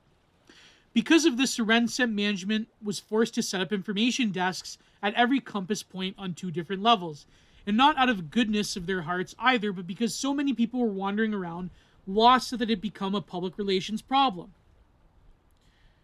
The final agreement in the revival of downtown Detroit was supposed to be the people mover. It's essentially a high-tech elevator streetcar. Its 2-car train zips around 3 miles. Oh yeah, that was also a disaster. Notice how, like every public works, it just can't work without a high-trust society. That every single thing just, turns to crap. Unless you have, like, an actual, actual version of public order and decency. So then he's going through American cities like Portland and so forth. And how, like, the downtown was slowly gutted for all of these, like, urban environments. And Los Angeles becomes a monstrosity about around the car and so forth. And it is an interesting book. It is an interesting book, despite some of its blind sights and flaws. It is crazy how urban planning really did create the, conditions of our demise. But the thing is, you can't really have a society unless you have architecture that suits the people around it. That's the whole point. And when you do have a lot of these high idealistic public works projects, like, for example, it's like, it's not progressive if you have different areas of the city cordoned off from each other. But then to ameliorate that, what it leads to is gentrification. Oh, but gentrification is also a problem. So what's the point then? What is the real solution? You can't have total isolation because it's racist, but you can't have gentrification because it's also racist. So you can't win either way. But as I've often said on the DA with Prude, there was a time in American history where a lot of African Americans were on the road to middle-class existence through various policies and through a lot of the autonomy that was encouraged, ironically enough, before the era of the civil rights movement. But when you have, I think in the one sense, because here's the thing, there's more of a far-right reading of that book, Slaughter of the Cities. I know, ironic or not, considering, E. Michael Jones, I think he's got like an ADL page. But you know what I mean. There's a farther right reading that E. Michael Jones purposefully ignores certain racial issues and so forth. But I do think that the one thing, say, Kunstler and E. Michael Jones and a lot of people can agree with is that, I know in a way it's like, oh, you're like wholesome Chungus, like post-left, red-brown alliance. I still harbor some of those ideas, even though I see the limitations of that project as a whole a few years ago, more than a few years ago now. But I do think the one point of agreement is that the mass dislocation and shuffling off of people in America and elsewhere, even throughout the world, these patterns have always existed. But the mass displacement of people and using through various forms of central planning, whether it was intentional or not, maybe you could say that the flaw of E. Michael Jones's thinking is that it's conspiratorial. But you could say that the shuffling off of different people and different demographic groups into environments and into urban centers en masse will always lead to problems for every party involved, except for the people that are, pretty much at the top who are insulated by various machinations of such population movements and displacements. But you can say that both the people being displaced by an oncoming demographic and the people being offloaded into these places, both are mutually affected by a chain of disruptive planning, by inefficiencies within governance, and by the very structures of urban centers themselves. And in a way, the city really is sort of like an organism. And that's why Jane Jacobs was truly a visionary, because the city, like all things in this life, operates as an organism, as an ecosystem filled with smooth and striated spaces that have a lot of different organs that interact with each other, that either reinforce or repel each other, and so on and so forth. And I do think that, given the examples of, Singapore and elsewhere, a lot of these problems of low-level criminality and of a lot of the different issues that, like, even normie conservatives now, and certainly the majority of the online right, posting videos of the latest attack and so forth, a lot of these issues could be solved if you literally just enforced the laws that are there.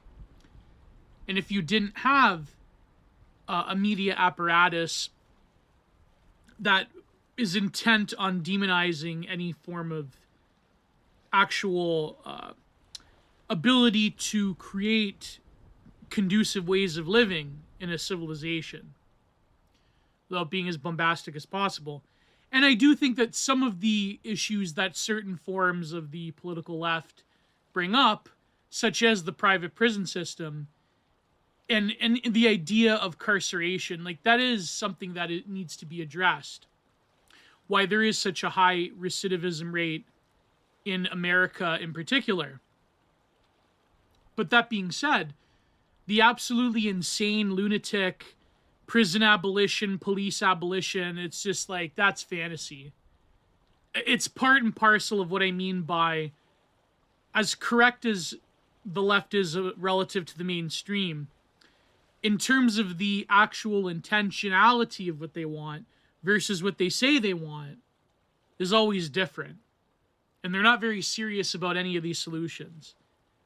They're not very serious because, here's the thing, the reality is that when it comes to low-level criminality, the people that are affected the most are other people who are in precarious situations.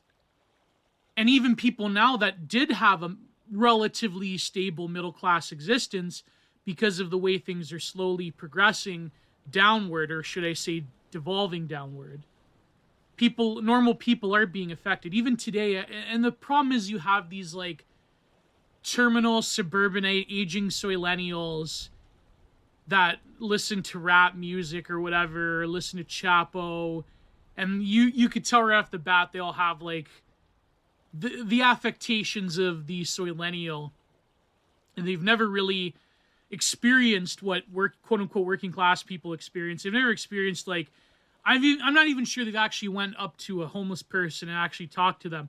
There's this one today, this viral tweet, another similar vein of like, oh, you know, the homeless person isn't going to attack you. You know, someone was complaining about having to step over someone going into the 7-Eleven who is harassing people. And it's true, there is a lot of most homeless people aren't going to attack you or whatever. But the reality is there is a lot of people that are unstable, that have mental health issues, that have substance abuse issues. And they will, that's been proven that they will lash out. Same with migrants in Europe, same with other demographics. It's just like, it's incredible. And a lot of people were pointing out in the comments on this viral tweet, I think it got like 68,000 likes. But some people were saying, like, actually, no, you're living in a fantasy world. You're living in a fantasy world. And a lot of people are attacked on a daily basis. And that's not to say that every single homeless person, every single African American, every single whatever is going to lash out violently at you. But, you know what I mean? Like, the problem with the discourse is that I think if people were more honest about what was happening, and this is a point, I don't have to say it. It's really like common sense at this point. That if people were honest about what's really going on, then maybe things could be ameliorated. Because the thing is, even people, okay, there is going to be a lot of violent thugs that aren't going to exist in a proper society, and you really have to address that. That there is a percentage of people, a minority of people that cannot exist in normal, decent society. But in terms of the creation of a lot of them through the school system and the prisons, and there was also a freak out recently about leftoids defending teachers in schools. My good friend Kunk on Twitter, I'll talk about that on Digital Archipelago. But it's crazy how the real solutions are nonsense. The real solutions seem like nonsensical to them, but the solutions they propose are so fantastical and insane. I've actually read that, what was it, Angela Davis, was it Angela Davis or Viola? Angela Davis. The prison abolition book. I actually read that book. And it's gibberish in the sense that at the very end, she even admits there's no solution to it. It's just like, what are we going to do? Oh, there's all these like social workers, and there's this and that, and there's community, and okay, fine, but you're not going to address the root causes of criminality. In terms of violent criminality, there at least is in part, and I'm not saying explicitly racial, but in terms of people that are disposed to violent criminality, you know, there is a genetic component, obviously. No normal, insane person, unless in forms of extreme duress, are going to go out of their way and do insane things. But why am I even saying this? This is just cool. It's cool. But I guess, I don't know, I can kick back and talk a little bit about this. Because I don't have all the solutions either. But I think that my main point, if you label me like an insane far-right person, and oh my God, he wants to put people away. It's not that I want to put people away. It's that I think that there is a lot of misery and suffering in the world.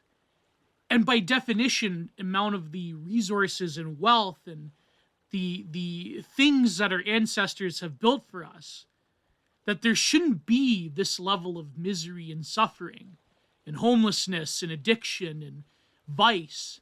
That there should be a way forward that's better. That's my whole point. And a way that is, I think, realistic. And as much as I hate the like dry, humdrum policy wonkery, that's not my thing. But I do think that given present conditions, there has to be a number of practical solutions outside of based world, right? There has to be something that there has to be a political course, especially for the political right in North America and in Europe. There has to be a course that can deal with reality of things, but also not like explicitly sell out to what normicons or what Republican and Conservative Party politicians in both here and the UK believe to be pragmatic, which is basically just doing whatever the left wants, but with the speed brake. That's not what I mean. But in terms of, there's going to be a lot of growing pains if you're serious about addressing the homelessness issue, because the homelessness issue, unfortunately, it is correct that a lot of Republicans, the way they think of it is like it's a thing that we have to get rid of, but there's a whole litany of other issues that go into it that isn't going to help unless you solve those root causes. The way that cities are planned and the very geographies of the urban landscape, of the cityscape, is itself another issue. Why can't we have walkable cities? Why can't we have nice things? Why can't we have like mixed use piazza urbanism and ethnic enclavism in these major cities? I mean, there will be a day, I think, Robert Stark is correct, that the ethnic enclave will have to come back in a variety of ways. It's already happening, really. In Canada, it's already happening, right? If you go to Toronto. But at the same time, when it comes to productive use of urban centers, it's just, first of all, I think that things are pretty much too massive in terms of scale. The cities that have been spared the most are ones that are usually smaller. Cities like Pittsburgh, that are usually smaller, that usually are geographically diverse in terms of forest land, breaking up different segments of the urban industrial parks and the city centers, and the city itself doesn't feel congested.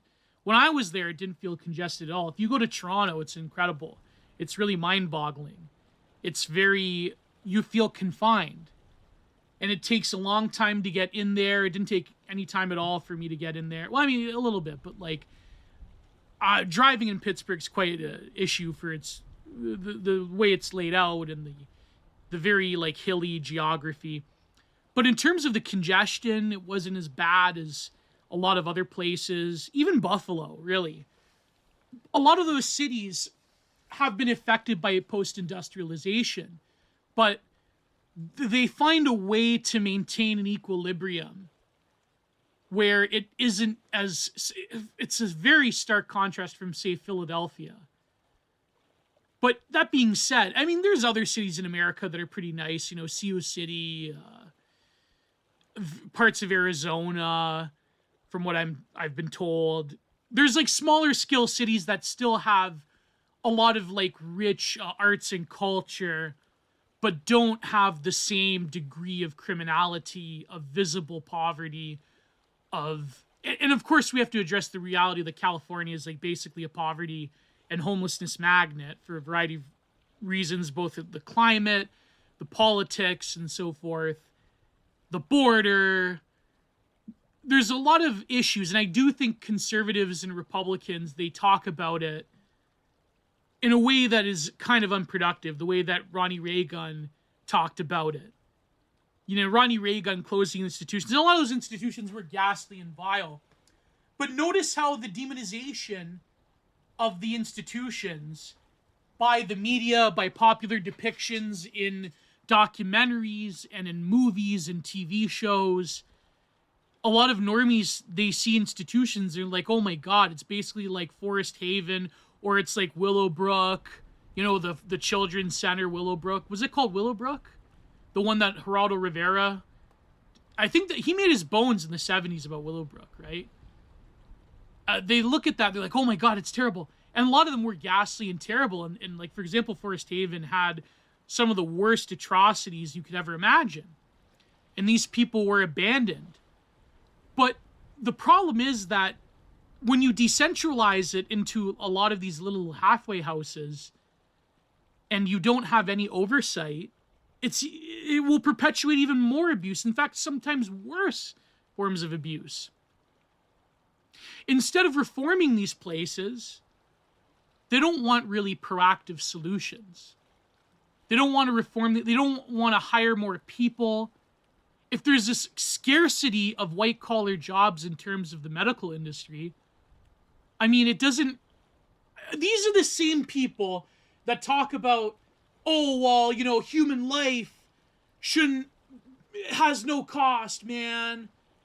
But I guess human life does have a cost. Again, they revert back to neoliberalism when it comes to actually addressing real problems. But they have this like smattering of like rainbow neoliberalism over top of it to justify it. A lot of the artwork I talk about in my book is an aesthetic version of that. It's masking a deep-seated contradiction and a deep-seated form of social dysfunction with a layer of unyielding affirmation. Unyielding affirmation. And it's really designed to satiate people on the aesthetic level from really critically examining, and that's the function of kitsch, political kitsch. And Kundera was correct, that it really prevents you from functioning your critical thinking ability when it comes to the actual end result of what this aesthetic picture, this kitschified work of art or propaganda or political illustration or corporate illustration that's basically masking itself with politics, what it's actually trying to tell you, what it's actually concealing from you. It prevents you from that act of unconcealment. So, again, buy my book when it comes out, please. So I've talked a lot about this. It's an issue I am passionate about. So let's take a little music break, and I will talk about Carl Jung and his seminar on dreams and mandalas and the self. So, as always, take it away, Philip. Go and support Philip Daniel. Great music, great composer, truly a visionary composer. All right.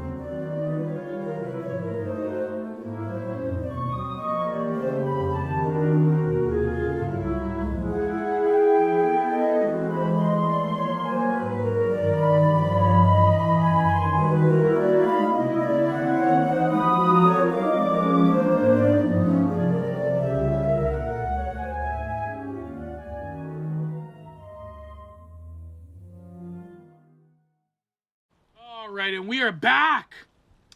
So this cost me a pretty penny, both volumes. The Visions, Notes of Seminars Given in 1930 to 1934 by Carl Gustav Jung. And here in the liner note, it says, the dust jacket, for C.G. Jung, the beautiful and gifted 28-year-old Christiana Morgan was an inspiration and confirming force whose path is self-analysis paralleled his own quest for self-knowledge. By teaching Morgan the trance-like technique of active imagination, the one that was, of course, very important for his Red Book, Jung launched her on a pilgrimage of archetypal encounters in a quest for psychological integration. Encounters she recorded in the words and brilliant paintings that formed the basis of the seminar Jung would give to his circle in Zurich. And the paintings in the book are quite good, too. Here, the careful transcription of the seminar notes are combined with color reproduction of the vision paintings, offering an unprecedented view of Jung as a teacher and as a man. He speaks candidly and brilliantly in dialogues, and this is why I wanted to read, because he's a bit more candid, well, a lot more candid than, say, in his actual works. He speaks candidly dialogue with members of the seminar about the Morgan visions, even as he struggles with the feminine principle in his subject and his own psyche. That always comes up over and over again. The theories of his years of intellectual research, the anima and animus, the process of individuation, the mythopoetic archetypes of the collective unconscious all spring to life in the fiery imagery of the vision and quest. And I just wanted to read this is from 1931, lecture VI. What is that? VI, is that 8? No. I'm terrible with Roman numerals. VI. 3rd March 1931. And also this has a lot of bearing on art theory as well. So let's see if we can get to the part about mandalas. And here we go. So Dr. Jung, Bauman, I think Bauman was he's talking to Bauman, who I believe was an academic and who was he the physicist, the astrophysicist, or the translator of, I think it's a translator of Jung. We will continue our discussion of the symbol of the tree. We spoke about the meaning of the transformation into the tree, but we must also consider the picture of the situation. You remember our patient is in a wood as one of the trees and sees the circle of flaming blood encircling the wood. One could see through the trees like red oscillating ribbons. Now, if you visualize it, you will arrive at something like this. The tree into which she is transformed would be the center, with the other trees standing around her and the circle of red still around her. Then you remember that the pool of gold was also right in the middle. So we might assume that the tree was growing out of the center pool of gold. And then Mr. Bauman says, the pool of gold could grow out of the tree. No, Jung says, this is impossible. It would be a bit too heavy for the tree. Then he says, is the equivalent symbol? Jung says, there it is. This is true, inasmuch as you take the pool of gold for the equivalent of the sun. You can assume that the sun, being fiery and aerial, could very well grow out of the top of the tree, like the Egyptian symbol of the birth of the god out of the tree. This would be the tree with the disk of the sun rising out of its branches, or the falcon that rises from its nest on the top of the tree in the older Egyptian formula, the maker of its own nest and its own egg, giving birth to itself at the top of the tree. Those are attributes of the sun, because the primitive assumption was the sun died every evening and was reborn and remade. It was not the same sun, but a new sun that rose every morning, but the pool of gold is not the sun, is the chthonic or earth-like equivalent. We have seen in the series of images how the concept of the sun gradually changed and came down into the pool of gold. So we may assume that this pool of gold is drawn below the tree. The idea would be in this case that the tree is really a sort of transformation symbol between two equivalent symbols. What is the sun about the pool of gold below, and the tree is obviously a function in between. The roots would be the equivalent of the branches, and the tree branches out above to receive the sun's rays. So the roots below sheltered and the gold, or suck the mana out of the gold in order to grow. This is a symbolic idea which occurs sometimes in fairy tales, where the treasure is hidden in the roots of the trees. Or brownies often live under the root of trees and associated with the treasures in the earth, the precious ones, the precious stones, etc. This idea is not impossible. This vision seems to suggest such symbolism. Later on, we shall again come across the idea of the pool. Also, in the next vision, we shall encounter the idea of going down into a black cave, which would be the descent through the trunk of the tree to the darkness below. This map of the situation is a mandala, such as we have often spoken of, a circle expressing in symbolic form the totality of the individual. Now, the totality of the individual is a very difficult concept. Psychologically, it would be the totality of the conscious ego and the unconscious, which together form the self. Since the unconscious is a very indistinct nature, one could never properly trace its limits, inasmuch as it's also oneself. It is very difficult to give a rational description of. The psychological concept of the self can be described as an almost arbitrary, circumscribed area of the collective unconscious, as if parts of the collective unconscious were selected by an unknown agent, a sort of living monad that makes a choice of elements out of the collective unconscious. Through this selection, those elements which before were not distinguished from the other contents of the unconscious become separated from them as though by a magic circle. The selecting and rejecting that which does not belong is what we call the process of individuation. Thus, a sort of magic circle is formed which protects the center, i.e. the self, from the outside, and has been put into practice in magical procedures such as conjuring ghosts, making gold, treasure digging, etc. Because as soon as one attempts such things, one immediately calls up forces from the collective unconscious. Ghosts or demons then appear at the borderland. And if the circle is broken, it then comes, and there is a mortal danger for the man who makes the branch. Therefore, the circle must be complete. So, let me just see how far we can read into it. Because this really, I think, is the way that you can... I'm going to skip over, because Jung just explicates the dream a bit more. So let me skip over to the next page. But before we go on, it's very integral to understand Jung from this passage alone. And it comes up over and over again in a lot of the analysis he does towards the dreams of his patients and his fellow colleagues and etc. So the tree symbol is pretty obvious. It's basically the axis mundi, the point at which the subject, the analysant, is engaging in the totality of their unconscious structure. The tree has two root systems that are both fractaling off, that grow together, that change and transform. One is its root structure. It's planted within the chthonic. In this case, there is a stream or river of gold, which of course is very symbolic. The Mayans called it the flesh of the gods, gold. But also when it comes to the innate capacity of the self arising from such a primal symbol of light, of energy, of that which from underneath springs the self. That this person that Jung and his student is analyzing is wrapped up in these sort of bloody red bands within the tree, and from that waypoint between two worlds, that is what the axis mundi is.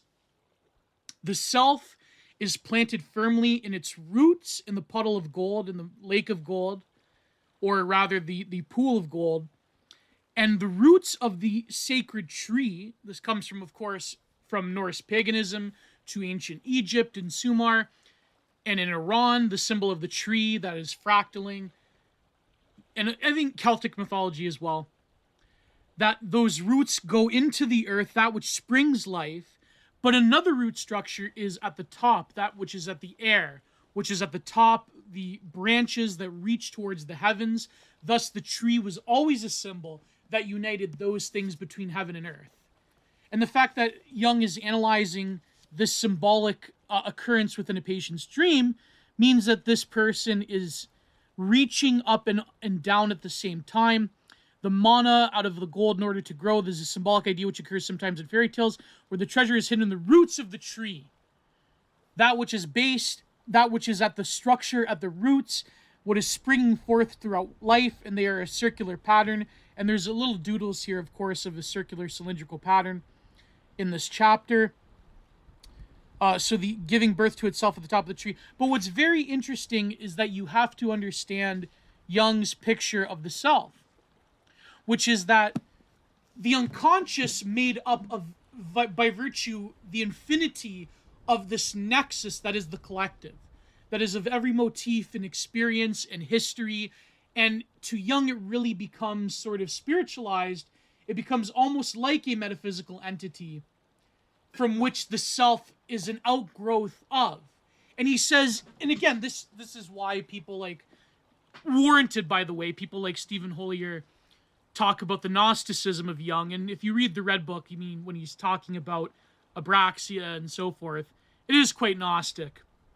But what's evident of his model of the self, it was something that he probably is getting from various wisdom traditions and very ancient systems of knowing, where this collective thing that isn't really a thing, it's a sort of hyper object that unites heaven and earth, that unites all collective conscious experience, that unites the human unconscious itself that we cannot see, is the pleroma from which meaning arises. But you as a self, your conscious attributes, your personality, the lineage of personalities within your family tree, the sort of temperaments that you take on, the sort of mythopoetic stylings of your lifestyle, of your history and your genealogy, and how your father before you, your mother before you, there are certain patterns to existence that even whole families inhabit. There's certain patterns of existence that you are born into. And Jung is saying that you are a collective manifestation of some kind of connecting principle, or even he's open to the idea of even some kind of entity that is gathering a few little bits of the collective, a few little motifs and symbols and attitudes and conjectures and thought patterns, and it's grafting onto that what is the making of yourself. And Jung is saying the individuation process is the uniting of all of these different parts of yourself, or the discovery of other parts that you can then dive into the collective unconscious through active imagination, through other various practices throughout the ages that he studied intensely.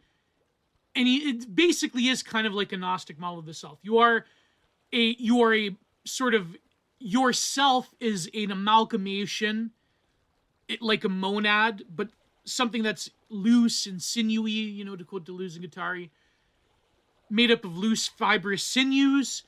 But then through the process of coming to realize what that self is, then you are gathered up into this greater process of integration. But it's very funny. It's almost kind of like that idea of the unconscious. By the way, continental philosophers hated that idea of the unconscious. It's almost as if there is an entity that's grabbing you.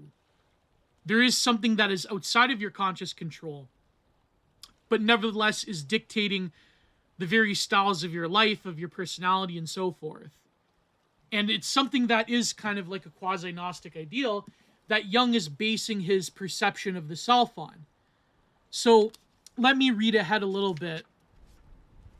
And it's getting almost 3 hours. So now from the symbol, we get a new suggestion, the fact that any mandala is a sort of two-dimensional map of actual psychological condition, of the actual psychological condition. So the mandala uniting different parts of the unconscious together, or at least as Jung interprets it. People who are a bit pathological produce disturbing or disturbed mandalas instead of normal ones. So a lot of schizos will draw vectors and spirals and so forth. I've recently seen a number of them in Vienna. They would apparently be a proper magic circle, but there would suddenly come to an end. A break would occur which disturbed the whole thing. And of course, mandalas always historically, both in Mesoamerica and in Tibet, have a break or have an imperfection that is there. And sometimes it's very metaphysical, like in the case of certain indigenous tribes that will create a little imperfection in a mandala-like tapestry, because that is a way of capturing demonic spirits or demonic entities, or a way of tricking them. Whereas in Tibet and in Vajrayana Buddhism, it's more of that imperfection is reminding you of the impermanent nature of Shunyata. So, and also other mystical reasons as well. And some of those secrets the Tibetans still keep close to their chest. Then it was as if forces were flowing out or flowing in, or perhaps a quarter, even a third of the contents would be cut away and substituted by strange elements. So again, the imperfection of the mandala symbol in the work of art, usually by the schizo that Jung is analyzing, is a symbol of the unperfected or imperfectible self. That is a conscious break from that whole entity of the self. Such a drawing would picture a state of possession or obsession, where the individual harbors strange ghosts in his psychology. This is one of the reasons for the primitive ghost theory. They explain even possible disturbances of body or mind and possession by evil spirits, would simply describe the fact that autonomous contents of the collective unconscious come in and take possession of parts of the self. So we've covered all of that. You can picture the branches, so I'm skipping ahead, and the disk of the sun above her when she lifts her face to the sun. This mandala then is really a transversal cut through the tree. So the mandala is within the tree. And by the way, I believe in Celtic mythology that spiral is also embedded in a lot of different tree symbols. You can picture the branches of the disk of the sun above her when she lifts her face to the sun. The tree continues above and below. but one would realize from her position would be the unfolding tendency of the tree, the feeling of the opening up of the branches above her. I will show you such a circle in the simplest, most abstract Lamiistic form. It contains a little circle, in which is so-called thunderbolt. This Lamiistic symbol of the thunderbolt is a union of the pair of the opposites. It is a sign of concentrated energy because the function that unites the opposites is energy. The clash of opposites produces energy. So again, he's cribbing from Freud, but he's going to a much different wisdom tradition, whether it be Shakti or Vril or whatever. But basically, the energy of the organism becomes something much more expansive under Jung as something that is imbued with different spiritual significance, almost like the will in Schopenhauer. Of course, Jung is a reader of Schopenhauer and Kant. Something like the will or the general will, or the will to exist, or the will to power. Of course, Jung is an obsessive reader of Nietzsche, and he equates that to something that is, in a lot of ways, different than what Freud pictured the conscious energy of the organism. The energy of the organism is something very libidinal, something that has, kind of like electricity is in a static circuit, where it's finding the lowest mode of resistance for the maximum amount of carrying capacity, the maximum amount of wattage, the lowest resistance, because of course electricity always follows the path of least resistance, and there's a bunch of breaks in it, and there has to be a welling up of energy before there is a cessation of energy after a disruption or an eruption, where the organism can sort of let out its jelk juice, and then can harness a state of equilibrium again. So that is a very libidinalized model of what Freud called the economy of the self, the economy of the organism. Whereas Jung has a much more expansive, almost spiritualized definition of that conscious energy in the self. So moving on, the thunderbolt is also called the diamond wedge on the account of its hardness, its extraordinary strength, and its great value. As the diamond emits rays of light, so this concentrated energy emits radiating force in the form of the golden flower. So the golden flower, he wrote a commentary with this astrophysicist, The Secrets of the Golden Flower, which is an alchemical Taoist text, which maybe I might cover next week if I feel like it. This would be a suitable image for the source of libidinal energy in the unconscious. Is like the pupil of the eye, in that it is not only an organ or the psychological function for the production of energy, is also a vessel in which to receive energy. So such a lamiastic mandala always has gates, and each of these gates is the same sign of concentrated energy, meaning that this is the way or the gate through which energy can leave the magic circle and go out into the world or into infinity, or energy can be drawn in by concentration and contemplation. So again, very alchemical interpretation of a lot of Taoist meditation practices that he's learning from this particular text that was translated, I believe, first by Max Mueller. Anyways. On the pool of gold, and whatever is the concentrated energy, there is a possibility of release, and that you have emanation again. So this symbol of the gold flower represents the drawing in of the libido, and the possibility of emanating libido. That same thing is represented by the transversal cut through the trunk of the tree, which means that it can move up or down.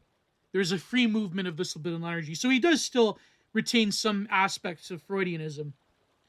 We manifest in the form of radiation, light, or warmth. This is typical Lamiastic philosophy, a modern form of the tantric yoga, one could say, and is difficult because it is utterly irrational. Then Miss Bain says, do you apply the idea of mandala to the tree, or as also containing the Eastern concept? And Jung says, in the Eastern concept, the tree does not play that role. I got that out of this vision and other fantasies of my patients. Facts? I made it up in a dream. In the East, you would see the symbol of the transversal cut more in this form. Here's the form of the mandala as abstracted proper rather than a tree symbol. Here's a stem, and the transversal cut is represented by the lotus. And one of the lotus appears to the god. The particularity of the lotus is that it rises out of the water, and the flower does not lie on the surface of the water and unfolds out of the depths of the unconscious. It is the golden center of the flower. The god is supposed to appear. On the third after his birth, the Buddha stepped into the lotus cup to announce the law to the world, or the sun rises for the sun magic and the lotus rises from the dark depths in the slime below, and comes to the surface of the water, so the sun rises. Because the lotus is an image of the rising sun, it has become the most current symbol in the East for the birth vessel of the god. And if you look down upon the lotus, you see the mandala, the thing which is lacking the idea of continuity, the idea of the transversal cut through the continuity is the East. In the East, the mandala represents a perfect condition, the end of everything. Whereas for us, we are far from perfect, in fact, absolutely unfinished. Our mandala is transversal cut somewhere. We don't know how far up it may be. Probably not very far. We do not assume that the mandala, which we perceive as the most perfect, like the lotus of absolute knowledge that dwells in the center, I assume that this is our mandala is lower down, and certainly in the stage of its vision, it would be impossible for this woman to perceive anything like a perfect mandala. And that says a lot about the differences between Eastern and Western spirituality, that in a lot of ways Jung intuited, but nevertheless is a good comparison. It's even in a sense Spenglerian, if you could possibly think of it this way. And what do I mean by this? So with Western man, the project is never complete. As Spengler says, Faustian man reaches up towards the stars. Faustian man is someone who integrates the self in a different manner. Everything, being is totally open and foreclosed to Western man, to Faustian man. And the unconscious is something that is always a project. In some ways in the East, it's always a project that is never completed as well. But to Jung's interpretation, which in some ways is not exactly 100% accurate, but at least approximates a form of accuracy, where he's saying in the East, it's not the tree that stands tall, it's not the cathedral, it's not rising up. The tree is not that important in a lot of Eastern symbolism. Rather, the lotus is a complete picture, is the center of being, and the center from which all being emanates in the different petals, and from which the god, I mean, to say the Buddha is a god is problematic in some ways, but, to his Western interpretation of it, it springs forth the perfection of being. But the perfection is something that is mutually arising in all of its parts. Whereas in Western man, we have to conquer, we must strive forth, we must come into being going ever higher. We are a vertical civilization rather than a horizontal civilization in which all things mutually arise and cease, all things are on a plane of eminence, and all things come into being and go out of being at the same capacity, and this harmony and equilibrium and of perfection is something that is spread throughout all of the different blossoms and all of the different attributes of being, whereas in the West, the tree is very hierarchical. It's something that strives to go higher and higher and higher, and it's something that is always a project that is ongoing, but in a different sense than a project always ongoing in the East. It is trying to get a bird's eye view picture of what space is all around it.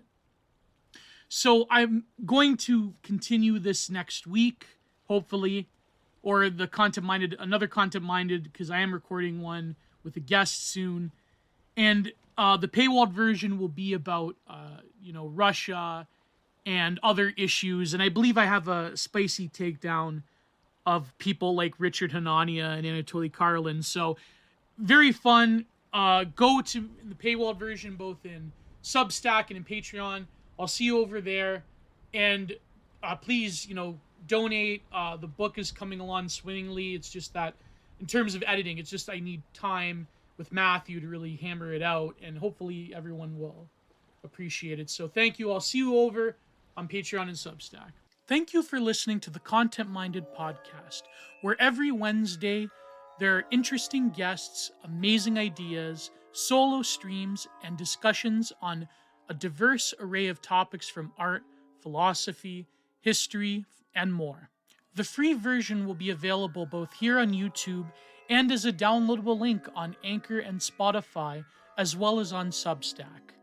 Each week, the full, uncensored, and spicier version will now be available on both Patreon and Substack, where you will have access to the full archive of both Content Minded and of Giant Reviews, where I break down interesting texts every week, including other exciting paywalled articles and good content. Thank you all. Please like, share, and subscribe. God bless. Goodbye. help keep the content renaissance alive. Too sweet.